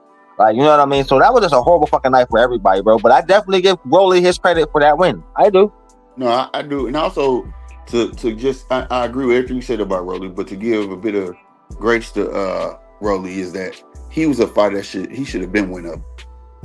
He should have been went up in weight, bro. Rolly has always been known to walk around 170, man. This motherfucker shrinking himself down to them weights is crazy. He even said it himself, like the money was just too good. You know what I'm saying? I think at 135, like this dude's killing himself to make this weight. Yeah, he said it himself though. He said the money was too good, but he said it can't. He had got an offer, and he was like, "Nope, I'm going up, bro." I ain't say Ryan wasn't an experienced boxer. I said Ryan ain't that good. He been on the canvas a couple times. He's lost all of his big fights except for the Haney fight. I give him credit for that shit. I don't care what nobody say. But at the same time, the dude ain't never been no world champions that good, bro. So yeah, what did I say wrong about him, bro? He don't want to test himself either. And again, he lost more credit to me because he lost to Rolly Romero, and he shouldn't have. Nobody choked Rolly in that fight, Ryan is a bag chaser, bro. Like, Ryan don't care about belts. Ryan is a bag chaser, bro. Nobody ain't trying to achieve nothing in boxing, bro. He's just trying to get as much as he can before he dip, bro. So yeah, I don't take fighters like that serious, bro. He need to challenge himself as well. Quit talking shit to everybody on Twitter and get in the ring with somebody, bro. Yeah, Ryan is a bag chaser, bro. That's what he is, bro. Ryan is let me tell you what Ryan is. Ryan is what Jake Paul wants to be, right? Ryan mastered the internet while he was coming and being a boxer. You see what I'm saying? Whereas like Jake when Ryan's focused, nigga, you get the Devin Haney fight. Nigga, but when he's not focused, nigga, you get the fucking Rolly Romero fight, man. So I can't take a nigga like him serious earlier because he don't give a fuck about the sport for real. Yeah, so I mean, it is what it is, bro. Like certain fighters, you just gotta take them because this is an entertainment business too, and you gonna have yours that. Just entertainment. My conversations is always all over the place, bro. You go punch talk, bro. We jump from topic to topic, and yeah, in my opinion about certain fighters, you might not like, bro, but most of the time I don't be wrong. So I'm just saying that at the end of the day, it is what it is. So this is Zago Brown though.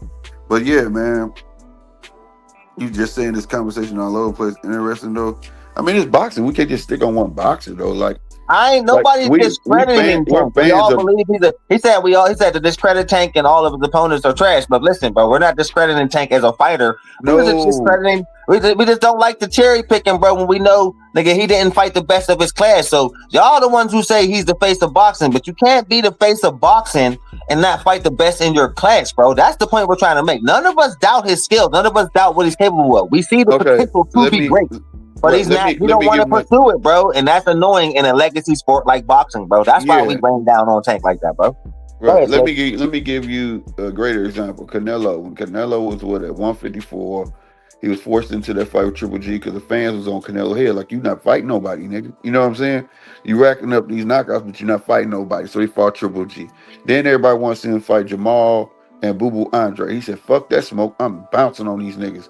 I'm going to 168. Fuck y'all. You know what I'm saying? Get the 168. Yeah, but he redeemed his. Hold on. He redeemed himself. He redeemed himself by fighting everybody at 168. You see what I'm saying? He fought everybody at 168. That's the one thing you could say about that nigga. So he redeemed himself. Before that, he wasn't doing that, bro.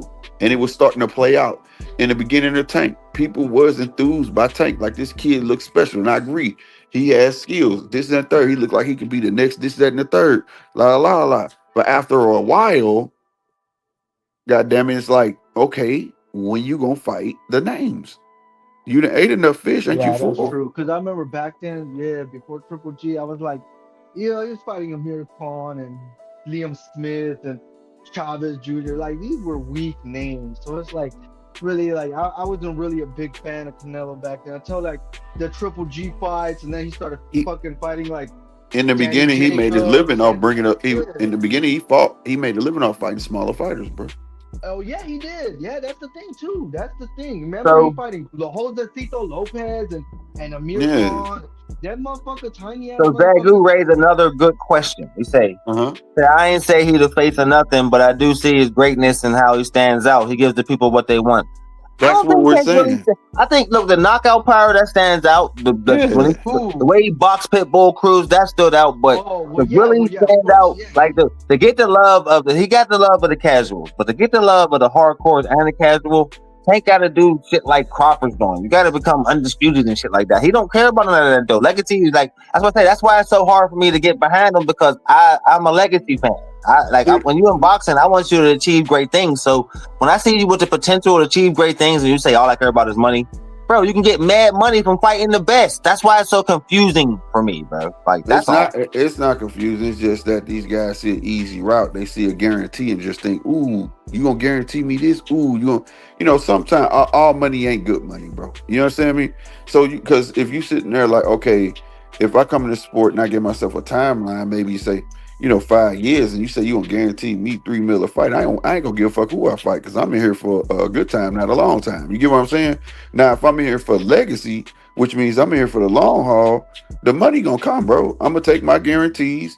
Yep, they're gonna be good guarantees, but at the same time, I'm here for the long haul. And I'm gonna tell them who the fuck I want in the future, and I want to dominate my class. I'm not gonna sit here and let y'all shuffle me around to benefit y'all, because that's all that's being done. That is benefiting the promotion company. Like, can I have my chance? Because the more I stick around this bullshit, it's gonna make me feel like y'all don't got no faith in me in my dream of being I want to be the boxer. Like I said, there cannot be 4 champions, bro. It was never meant to be that.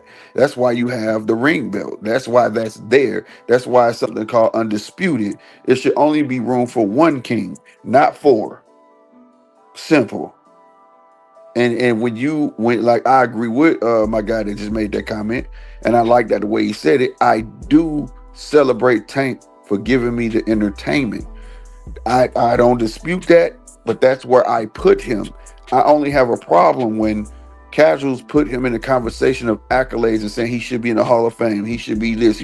For what? What did he do? For what? Like I say, he can get, if there's a spot for one of the greatest showmen. That's true. Fine, I'm with that. And I feel like I think when Kambosos had the belt and Taylor had the belts, I think Tank could have beat them maybe. Well, I don't know about Taylor maybe, but I'm thinking he would have beat Kambosos easily. But I feel like he could have even been 2 times undisputed. 2 different weight divisions. That's what I'm saying, bro. Tank is talented. He had 2 Reggie belts. Motherfucker had the golden ticket to go in the Willy Wonka factory and do his shit, but he did it. When that's his fault. Here's the thing. That's Here's the why thing. we talking like that. I'm B-side gang all day, bro. Because let me tell you something. Every great fighter started out where, y'all? The B-side. Yeah, B-side. B-side. Yup. I'm Everybody on B-side the gang B-side. all day. They still talking about Terrence Crawford B-side, but he beating everybody A-side ass. Yeah. Well, I Everybody. thought he was.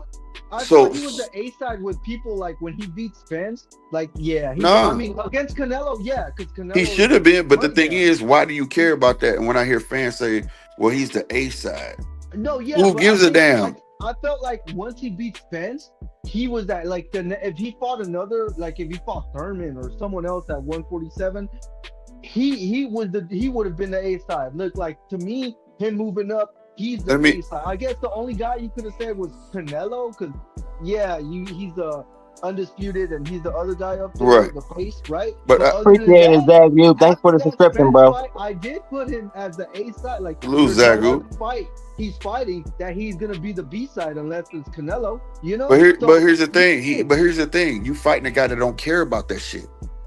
Did you hear when he picked his gloves? Bud picked his gloves, bro. He said, "You want these?" He said, "You want these?" He said, "You want these gloves or these gloves?" He said, "It don't matter." He gonna get. It don't matter. Another good example. Don't care When Mayweather fought De La Hoya picked everything. Mayweather give a fuck. He had faith he was gonna fucking win. De La Hoya picked the size of the ring, the gloves Mayweather could wear, and every fucking thing, bro. And that's the pedigree of a Hall of Famer, in my opinion. You understand what I'm saying? So that B-side, A-side shit, that only constitute for me who getting a bigger chunk of the money. I don't get that. Don't have nothing to do with skills. That don't have to do with none of that shit. To me, it's just now A-side now has become this excuse as of why I shouldn't do this, I shouldn't do that. A-side has nothing to do with fucking legacy. When you look at that Hall of Fame book, it does not tally up how many times you were the A-side. It's not even in there. So who gives a fuck about an A-side? The biggest problem, like Zagu said, is promotion. But I will say this: sometime in your life, your ass got to stop chasing the dollar and become a man and control your own machine. Hence Canelo, hence Roy Jones, hence Bud Crawford, hence even Shakur. Hey man, you niggas not trying to give me these fights, bro. Y'all trying to keep me away from the big fights and keep me safe to put money in y'all pocket while I'm trying to build a fucking legacy. So at some point, you got to realize you got to take charge of your own career. If you're not going to do that, you might just be a sheep, shut the fuck up, and just fight who the fuck they put in front of you. It is what it is, and just be the entertainer that you are. But other than that, it is what it is. I'm not in the business for making excuses for no man. You see what's going on right in front of your eyes. You see it. Bud saw it. Mayweather saw it. Let me tell you, y'all know why Mayweather left Top Rank? Yeah, robbing him. Not on that. He didn't. I don't think he even cared about that. He wanted to be the face of Top Rank. But guess who was the face? Diego Corrales. And he knew long as he was there with Top Rank, he was never gonna get that fucking fight. Never. He was always gonna be on the undercard or co-main. But he said that ain't good enough. I want to be the fucking face. He got out that motherfucking contract, and when he got a chance to fight Diego Corrales, what the fuck happened? Hooked him. Now tell me why the fuck Bob couldn't have that much faith in fucking Mayweather give him that fight. No, you want to know why? Diego had the fucking Puerto Rican crowd and all of that shit, and he was thinking about the money, not legacy. Promotions don't give a fuck about your legacy, bro. Hell no. Roy Jones left his promotion and started promoting his own shit. At some point, now notice these names I'm saying. These names made moves, and these guys are revered as some of the greatest fighters ever. Sometimes you just gotta grab your own career, bro, and take a fucking chance. Like we just seen Bud do. Yeah, and that's what I'm saying. Roy Jones, Mayweather, Bud, Canelo did it. Canelo got out that contract with. Yep. He left fucking. Yep. He got that contract with De La Hoya. He ain't been signing nobody since. Ain't been signing nobody since, getting all that money. That's what I'm saying, bro. Know your fucking worth, especially when you the one getting that fucking ring and get your head punched in. You know what I'm saying? Like, man, bro, that's all I'm saying. And when you look at it like that and you go through the history, goddamn, and you see how these greats made moves and this is that and the third, you know, and all of that and how they evolved. Like, this is where it's supposed to be, bro. They should be in charge, bro. Your promoter should make money too, though. But you should be able to have some say in the contract. You should be able to see the contract, because but like they've been putting. They weren't just Bud. Roy put this out first, nigga. I saw a contract on the table. It was for $50 million. Them niggas gave me $2 million, but they was financed for 50. Come to find out, they spent 15 on the fucking venue. You understand? So that's 15. You minus 17 million from 50. So they got to pocket the fucking rest, and not to mention the two. I didn't get none of the gate. You see what I'm saying? Yeah, robbing them, bro. They robbing them. So I asked you, when they gave Canelo that 3-fight deal, what was it, $330 something million for 3 fights? Yep. How much money did them niggas make? Nothing. No, they made hell. If I give you 300 and something million, probably like a minimum of 100. Thank you. Minimum. That's all I'm saying, bro. Canelo make buku money. This how controller. Y'all gotta look this man up. One thing I can say, Canelo a smart businessman. Do you know his fights and shit? He be having like Mexican vendors. This motherfucker got contracts with Modelo, Hennessy, and that shit has to be sold when he fight. He get a piece of that shit. This motherfucker, he has control. He sees everything. This shit ain't just by circumstance. Like what people talking about, Bud wanted to see this, Bud wanted to see that. Fuck yeah, nigga, because you not finna cheat me, bro. This is business. So for all my pocket watchers, instead of just talking about how much a fighter getting made, actually look into the business.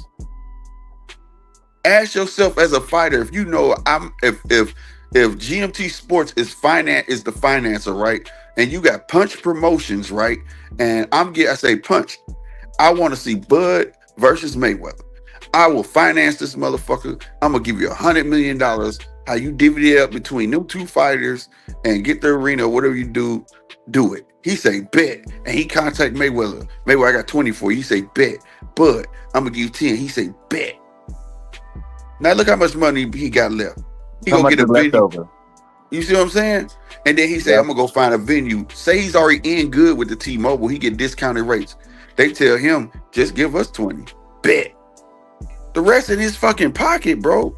Mind you, he just gave Mayweather a $20 million guarantee, me a $10 million guarantee. We don't get none of the gate. And then on top of that, we don't get paid in full off the bat, bro. We have to wait 3 months after. And he gonna tell us, well, I'm gonna give you this part of it. I'm gonna give you 5 guaranteed of the 10, and I'm gonna give Mayweather 10 of his 20. And then after the pay-per-view numbers come back in, you'll start getting a check. Because that's how it go. They don't get paid their whole check, bro, unless you're dealing with Turkey. That's dealing with Turkey. So just think how much these motherfuckers are you. That's why I'm telling you, you got to know the business side of this shit, bro. The intricate shit. I don't care what the number is. Now you understand why you see boxers say, man, I want this fucking promotional deal, bro. Because they didn't learn some shit. This motherfucker. You understand me? Just think about that deal like Schofield, right? I understand why Schofield took that $5 million for 5 fights. I get it. Yeah. That's $1 million guaranteed a motherfucking fight. Cool, fine, and fucking dandy, right? Yeah. But peep this shit though. He's young, but what if he in this 5-year tenure, right? This gonna fuck you up. What if Shakur that's what he do. I mean, we see people like that. Right, but hold on. What he's still young, so it's fine. Right? No, it might. 5 years from now. No, that's cool, but it might be fine. It's a double-edged sword because he can get fucked. Check this out. Say he do real good in this next fight, right? Against JoJo. Right? Turkey like what he see.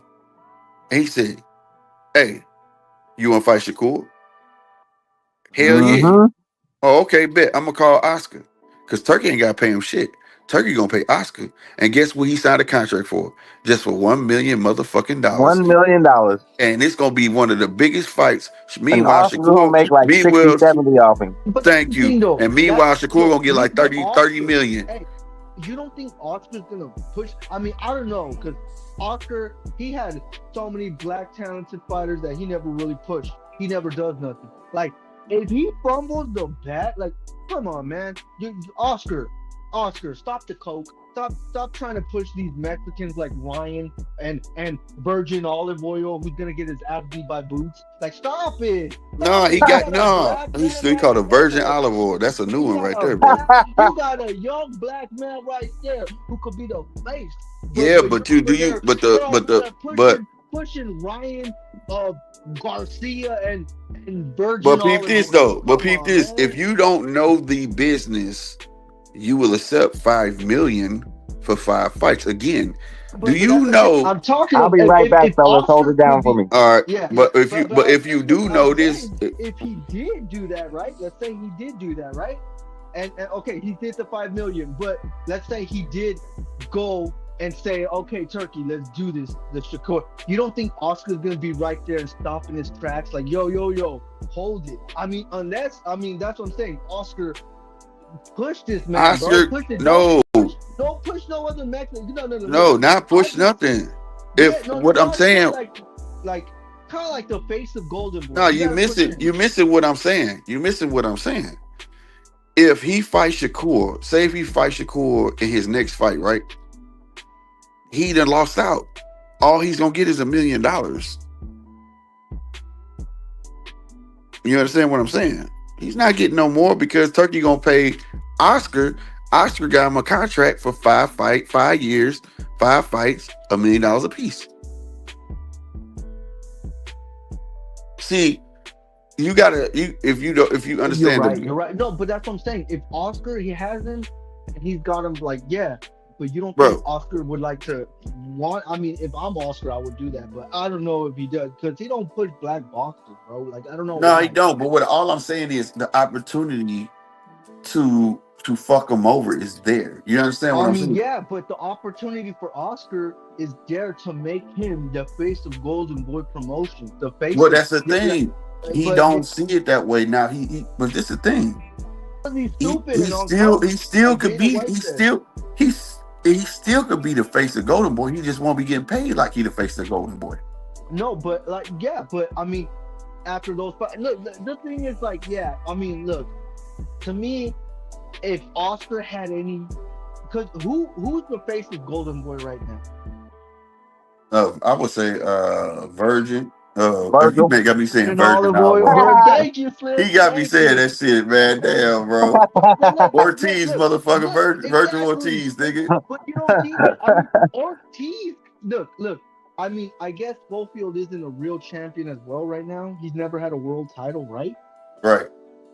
So I guess he's in that.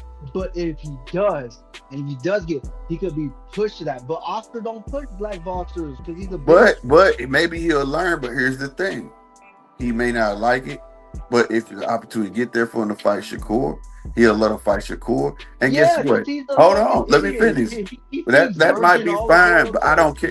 Listen, round one. We don't care what Oscar do. We just saying Oscar, if he chose to be a nasty promoter, how he could fuck over Schofield. That means he'd rather take $1 million to fight Shakur, right? Now check this out. Say if Shakur beats him, he could still go to the line and fuck him over. Say he could get a Devin fight. He fight Devin. He still get $1 million. We only 3 fights in. He got 2 more motherfucking fights. Now I want you to fight Ryan for $1 million. For $1 million, bro, when he can really make like 40 giant paydays, you missed out on. Like that's how that fucks him. This is why I say the business. Okay. See, so case in point, Michael Jordan. Do you know how much Michael Jordan was making every year? Bro, he was making more than Scottie Pippen. He was making $10 million. Scottie Pippen signed a 6-year, $16 million deal, bro. He got robbed. He made $10 million because he wanted to be able to get out of his contract. He only signed for one, and Michael Jordan only signed 1-year contracts because he knew the business. If y'all not gonna hold him here and fuck me over, you gonna treat me that they held them accountable. That held the Bulls accountable to build something around him. If not, they knew after that year he could go anywhere who was willing to build a team around Michael Jordan. Oh, that's true, man. Well, I don't know, bro. So what I'm saying is you got to think business smarts. All money ain't good money. See, You gotta think about your okay. future. You're right. So see, if I'm Oscar and I want to build Goldfield, start throwing them tomato cans in those five. How many fights? There was a 5 deal. He can't do that though. He has to do what the promoter tells him. Yeah, The only way this works that's out, the thing. and now check this out. Slick, Check, how much was it? Five fights for 5 million? yeah, Oh, that's how I perceived the way it was explained. So Oscar needs to start. Like, where's Schofield from? Like, start building it from his city right there. Start throwing him in the middle. I'm not into that though. See, that's the thing. That's the thing. You gotta start doing it. I'm gonna tell you. I'm gonna tell you something. Hey, let me tell you something. And then on top of that, what's more fucked up? If he loses any of these fights, he could shelve you, and he's stuck on Golden Boy. And then that's what I'm saying, bro. That we don't want to see him do. That's what Mikey Garcia got fucked over by Bob Arum. That's right. That's right. And he thought he could buy his contract out. He had to wait the years out. Look, bro, we missed out on like the Mikey Loma fight. That could have been that, but he was on the show. And Mikey was hot shit, bro. Mikey Wood had the skills to pay. You saw when he got off the shit. He had the skills to pay the fucking bills. Goddamn it, that mother was a bad motherfucker. He was a bad motherfucker, bro. You know, but at the end of the day, that's all I'm saying. The business is very important. I don't care about the number. I think fans need to understand the business, bro. So when you hear boxers speak out, they won't take it as they're whining or complaining, or you get what I'm saying? It's just that they saw the book somehow and they caught wind, or somebody got in their ear, like, the fight was financed for $200 million. You only made $4 million. That would bother the fuck out of me because I am the product. You get what I'm saying? Oscar need to start giving him tomato. Like, in these fights, I want to see him fight this. Like, no big. Well, that's what he been getting. But the thing, to me, I would want him to. He's fighting who next? Jojo Diaz, right? That guy. Yeah. Okay, he gonna whip that boy's ass. And then, to me, if I'm a get him there or start putting him in line to be like look, bro, what you're doing to Virgil Ortiz, start feeding them to tomato cans, but good tomato cans, then diced up tomato cans, not that paste, that sauce. Just start doing it like better, or like, but you're right, bro. He's gonna fuck him over, bro. I ain't gonna say, but the thing is, I think it's not that he'll fuck him up. It's a contract to hang yourself. Like, they were so adamant about being the best and this and the third, and that's what he gonna rest on. You want to be the fucking best? Let's see then. I give you JoJo, you fuck around, get Rugaroo next. Then I'm gonna put you in something bigger. Now, if he proved to be that dude, cool. You know what I'm saying? But I just hope after he complete these 5 fights, because I hope he don't fuck up and get shelved. But I hope he complete these 5 fights, make his $5 million. You understand me? And then he either leave that motherfucker or they renegotiate. But it shouldn't be. You should never want to go nowhere, dude. There's contracts. Do you know there's contracts? Let me tell you how fucked T.O. is, right? You know why T.O. don't be wanting to fight no championship fights and win? Because he got to pay money after, or he's stuck on the contract. It extends his contract. Yeah, because that's the thing. Now tell me that ain't fucked up. But that's most fight promotions, from the UFC. But most listen to what I'm trying to tell you though, bro. Most of these guys don't read the fine print. Most of these guys don't even be having their own lawyer. They trust the damn promotional lawyer, and they don't even tell you that. So if I sign for a 3-fight deal, right, and I get 2 good fights, you give me a championship fight, and the contract says, well, if you become champion, it's an automatic another 3 years. Now constitute that. Why the WBO is always with the fucking top rank then? Always. You understand me? Why the WBA is always over there on PBC? Just the same way as WBA is on. I'm gonna get, and I sit and tell you, listen, I tell you, hey, I'm making champion 3 fucking fights, bro. Just stick with me round 1. Trust me. And your 3rd fight, you get your opportunity. Nigga, I'm finna make sure you win. Slick, the way you talking, I'm be like, yeah, Slick, let me. Right. I'm gonna make sure your ass become fucking champ. You understand me? because I got you, especially you a hot commodity too. The girls love you, the people love you. Yeah, I'm making good money with you. Yeah, you finna be champ. And guess what? As soon as you get that fucking belt, you stuck another 3 years. You gonna come be like, hey, let's renegotiate. And I'm like, renegotiate I what? mean, sometimes it's like even the WWE has something like that, I believe, bro. So I'm just saying, like the business is like, important, bro. It's weird, bro. And it's Especially super when you're dirty. champion. The business of boxing is dirty as fuck, bro. Now you gotta know that shit, bro. Like, I mean, You'll have like remember when Crawford was explaining and he was saying a dude was trying to act like he was this lawyer and he didn't even know who the guy was setting up this fake fight. Like, there's a lot of dirty shit to go on, bro, that you gotta pay attention for in that game. So all I'm saying is you gotta know that shit, bro. Like, that's the parts I care about. I don't give a fuck about motherfucking man. It's motherfucking stupid shit in contracts. You can't even have a fight on the moon without me. Shit written in contracts literally like that, nigga. I mean, hey, slick. There's a lot. Look. So when is Jake Paul and Tank fighting again? Fuck Jake Paul. No, I don't know. We don't give a goddamn about Jake Paul. Exactly. But look, it's on November something. Somebody in the chat tell me. But 13th or some shit, right there. 15th. The 16th, the 15th. Okay, around there maybe. So around that time, they're gonna fight. But because it's an exhibition, right? And he got permission from Al to do this, or from his promoters, because he's not from Al. I think he's in his own promotion. Nah, I'm gonna tell you something right now. You got it backwards. Okay, because it's not like Canelo. He's not working like Canelo. You got it backwards, bro. Okay, what is it? Al telling him to do this. Oh, okay. So he got to pay Al. I'm gonna be real. I'm gonna be real. If you go back and watch the press conference, the post press conference, right after the Roach fight, he said himself he do want to fight Roach, right? And then he tried to go against the grain. He even signed a contract to fight Roach, right? But then guess what happened? He said, "No, I don't think it's gonna be next though." He was like, "Who?" He was like, "You'll see." And if you look at his face, he really don't. He didn't want to do it.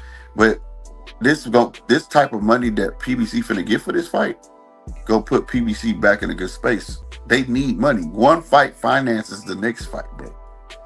You gotta remember, they don't have a backing right now. They don't have nobody financing their fights. Hence why you see their press conferences in gyms and shit. You know what I'm saying? The shit don't look right. So this fight is financing probably the next couple fights. This is a huge fight. You know what I'm saying? I mean, for PBC, not Tank. But see, but this is the point where I say he's not in control of his own career, bro. He's not. Ain't no way. Never have been. Like, can you imagine how much money they made now watch this. Now watch this. I'm gonna tell you how much so he's not in control of his career. He didn't even know what size gloves was supposed to be. Do you know that? During a press conference, Jake Paul knew the size of the gloves, but they didn't know what size gloves they were supposed to be wearing. Which was weird. Hella weird. And another thing, I don't say fuck Jake Paul because of this fight. I said fuck Jake Paul because he's taking advantage of the situation. See, I read into certain things, and because I'm a stickler for words, but at the end of the day, when he brought up that Charlie Kirk shit and he started berating Tank based upon his personal life, saying that he can't read, saying that that's why he got tattoos on his face because he's gonna forget his name. He wear ankle bracelets, like ankle monitors. We don't need no silver bracelets. We don't. Oh, didn't you go to jail and all this shit? That shit had nothing to do with fucking boxing, that bro. Shit was pissing me off, bro. That was the most racist shit ever. And the thing is, Jake Paul know better than that. He's from the Midwest. He know how it goes, bro. And the thing is, he believes any publicity is good publicity, right? And that's why he led with the Charlie Kirk shit, because he know the controversy that surrounded Charlie Kirk. When he first said they were going to question, what did he say? I want to take a moment of silence for Charlie Kirk. He's a good friend. He was Superman. He was blah, blah, blah, blah, blah, blah, blah. And then right after that, he started talking about Tank's past. Yeah, I mean, I think it was funny because Tank is just like looking at him and whatever. Like, you know, it's funny. Go back now, you know. After Tank a champ and this and that. After what I just told you, bro. After what I just told you, go look at Tank's face, bro. Tank was blindsided. He didn't know that was coming. No, he didn't. But he said, look what he even said to him and that dude Jamie on Love and shit. Yeah, y'all motherfuckers keep doing that shit. I'll whip his ass too. And I mean, Jay Leon, I mean, I think he'd get his ass beat by Before Tank. I let somebody fuck with, belittle me and fuck my integrity, I would have walked off the stage, bro. I wouldn't have sat there for that shit. Look, he's there because of Al. So you're right. Hey, and that's crazy. But that's why he sat there. That's why he sat there. I mean, hey, Slick, remember you just told me you seen that one championship, right? Yeah. Yeah, right. And I tell you, on they use the Prime usually on our time. Like, we'll get it every Friday in the first and shit, right? But these guys, they don't even get paid by Prime. They don't get a budget by Prime. So that's how I know PBC don't get one too. They don't. But right now, Prime, they have football and shit. Right now, Prime last year they didn't. I don't think they had NBA stuff up. Now they this year they are they paid a lot of money for the budget to have NBA for this season. Like I forgot how many years, but now they have certain player teams and shit they could be doing and shit, right? So their basketball has a budget, football got a budget, but we see the fight game don't got a budget, so it's kind of weird, but that's what it is. Like, a lot of people don't have the eyes on PBC or whatever. I'm watching the kickboxing shit, right? There's no really, especially now, like, I mean, who's gonna want to pay for that Thurman and Fedora pay-per-view? It's a good card, but come on, bro. I mean, the same way I feel about UFC now that they're going to Paramount and no pay-per-views. I'm like, fuck pay-per-views, guy. Like, fuck this shit. I just pirate all of them and then upgrade my Paramount or something. But that's the shit. We're like, okay, Pacquiao. I guess Pacquiao still, people did buy it and we did watch it and shit. But other than that, like, we really didn't see any, like I wasn't even the Tank fight. Like, I'm thinking, like, damn, should I fucking Captain Hook this Tank fight or some shit, like, fucking shit like that, because it's like, damn, bro, like, they don't have no budget. Like you're saying, they're in the gym, they're in a high school gym doing fucking press conferences and shit like that, and like you're saying, bro, like it's coming back how you're saying, like, Al needs Tank to do this Jake Paul fight. Which PBC is Cadillac Records, bro. It's crazy, Slick. One project finance the next project. How do you blow $1 billion like that, man? That's insane, bro. It's crazy though, but that's the thing though. It's like okay, like, yeah, I talk shit about Dana White and the UFC. It's just, but like, now that Dana isn't a part of like the table, they sold that UFC 10 years ago and shit, right? Now it's like, oh yeah, these corporates, they're like making that move to get a lot more. Like, the last move they had with ESPN was like 5 years for like 1.5 billion or some shit like that, right? Now they got Paramount 7 years for 7.7 billion. Like, and they're raising the ticket price. So they're a conglomerate that they're trying to like get the biggest thing if they can, because of what they got and the product. Nope, you cut out there, round one. Yeah, man. But that's all I wanted to say, Punch, man. Great show, man. But it's just a different perspective of things, that how people should look at things. And I get the fans, they love boxing, but at the same time, they got to pull their personal feelings out and actually look at who they looking at. It's okay to be fan of a person. Like, I'm a fan of Green Bay, but I can't tell you everything going on with Green Bay, and I'm not considering argue their paychecks for nobody neither. You get what I'm saying? I'm here for the fucking entertainment. And for me, like I say, a Ryan Garcia, a Rolly, a Tank, those guys are strictly entertainment for me. I don't look at those guys for legacy. So I won't sit here and argue with nobody, say, I believe they're Hall of Fame material. They're not. Just because you get a belt don't mean you should be in the Hall of Fame. It's about how you carried that belt. It's about the prestige of that belt that you added to it. You see what I'm saying? Yep. If you didn't add no prestige to that belt, no legacy to that belt, or even legacy to yourself, then why do you deserve to go in that motherfucker? I just don't see it. Now, if you, like I say, if writers want to vote him in based on his gate sales and things like that, and that's your argument. And if you want to come and argue with me saying, well, he beat Pedraza, then you know how long ago that fucking was. What about now? Right? Well, we just gonna live in the past. You know what I mean? Whatnot. So at the end of the day, a lot of big fans seem to be doing that. Yeah, so that's all it is, man. But Punch, thank you, bro. I'm gonna take my butt to bed, man. You know. All right, man. I appreciate you coming up, bro. You was cooking tonight, dog. You have a good night, brother. Right on. Thank you. Salute to everybody. Yeah, man. Shout out to my guy, man. GMT Sports, man. Always coming in here cooking. But yeah, man, I think I'm gonna shut it down myself, bro. You know what I mean? That was a good night. You know what I mean? It was one of the longest things I ever did. Had a lot of new guys come through and kick it, man. Shout out to y'all. You know what I mean? Hope to see y'all again on the next one. But yeah, man, it's Punch, man. So shout out to the guys, man. Round 1, Chappelle, DJ, GMT, Zagu, Isaiah, Mark Wynn, 913, Heavy Bag Boxing, and all the guys, man. Y'all have a good night, man. Peace.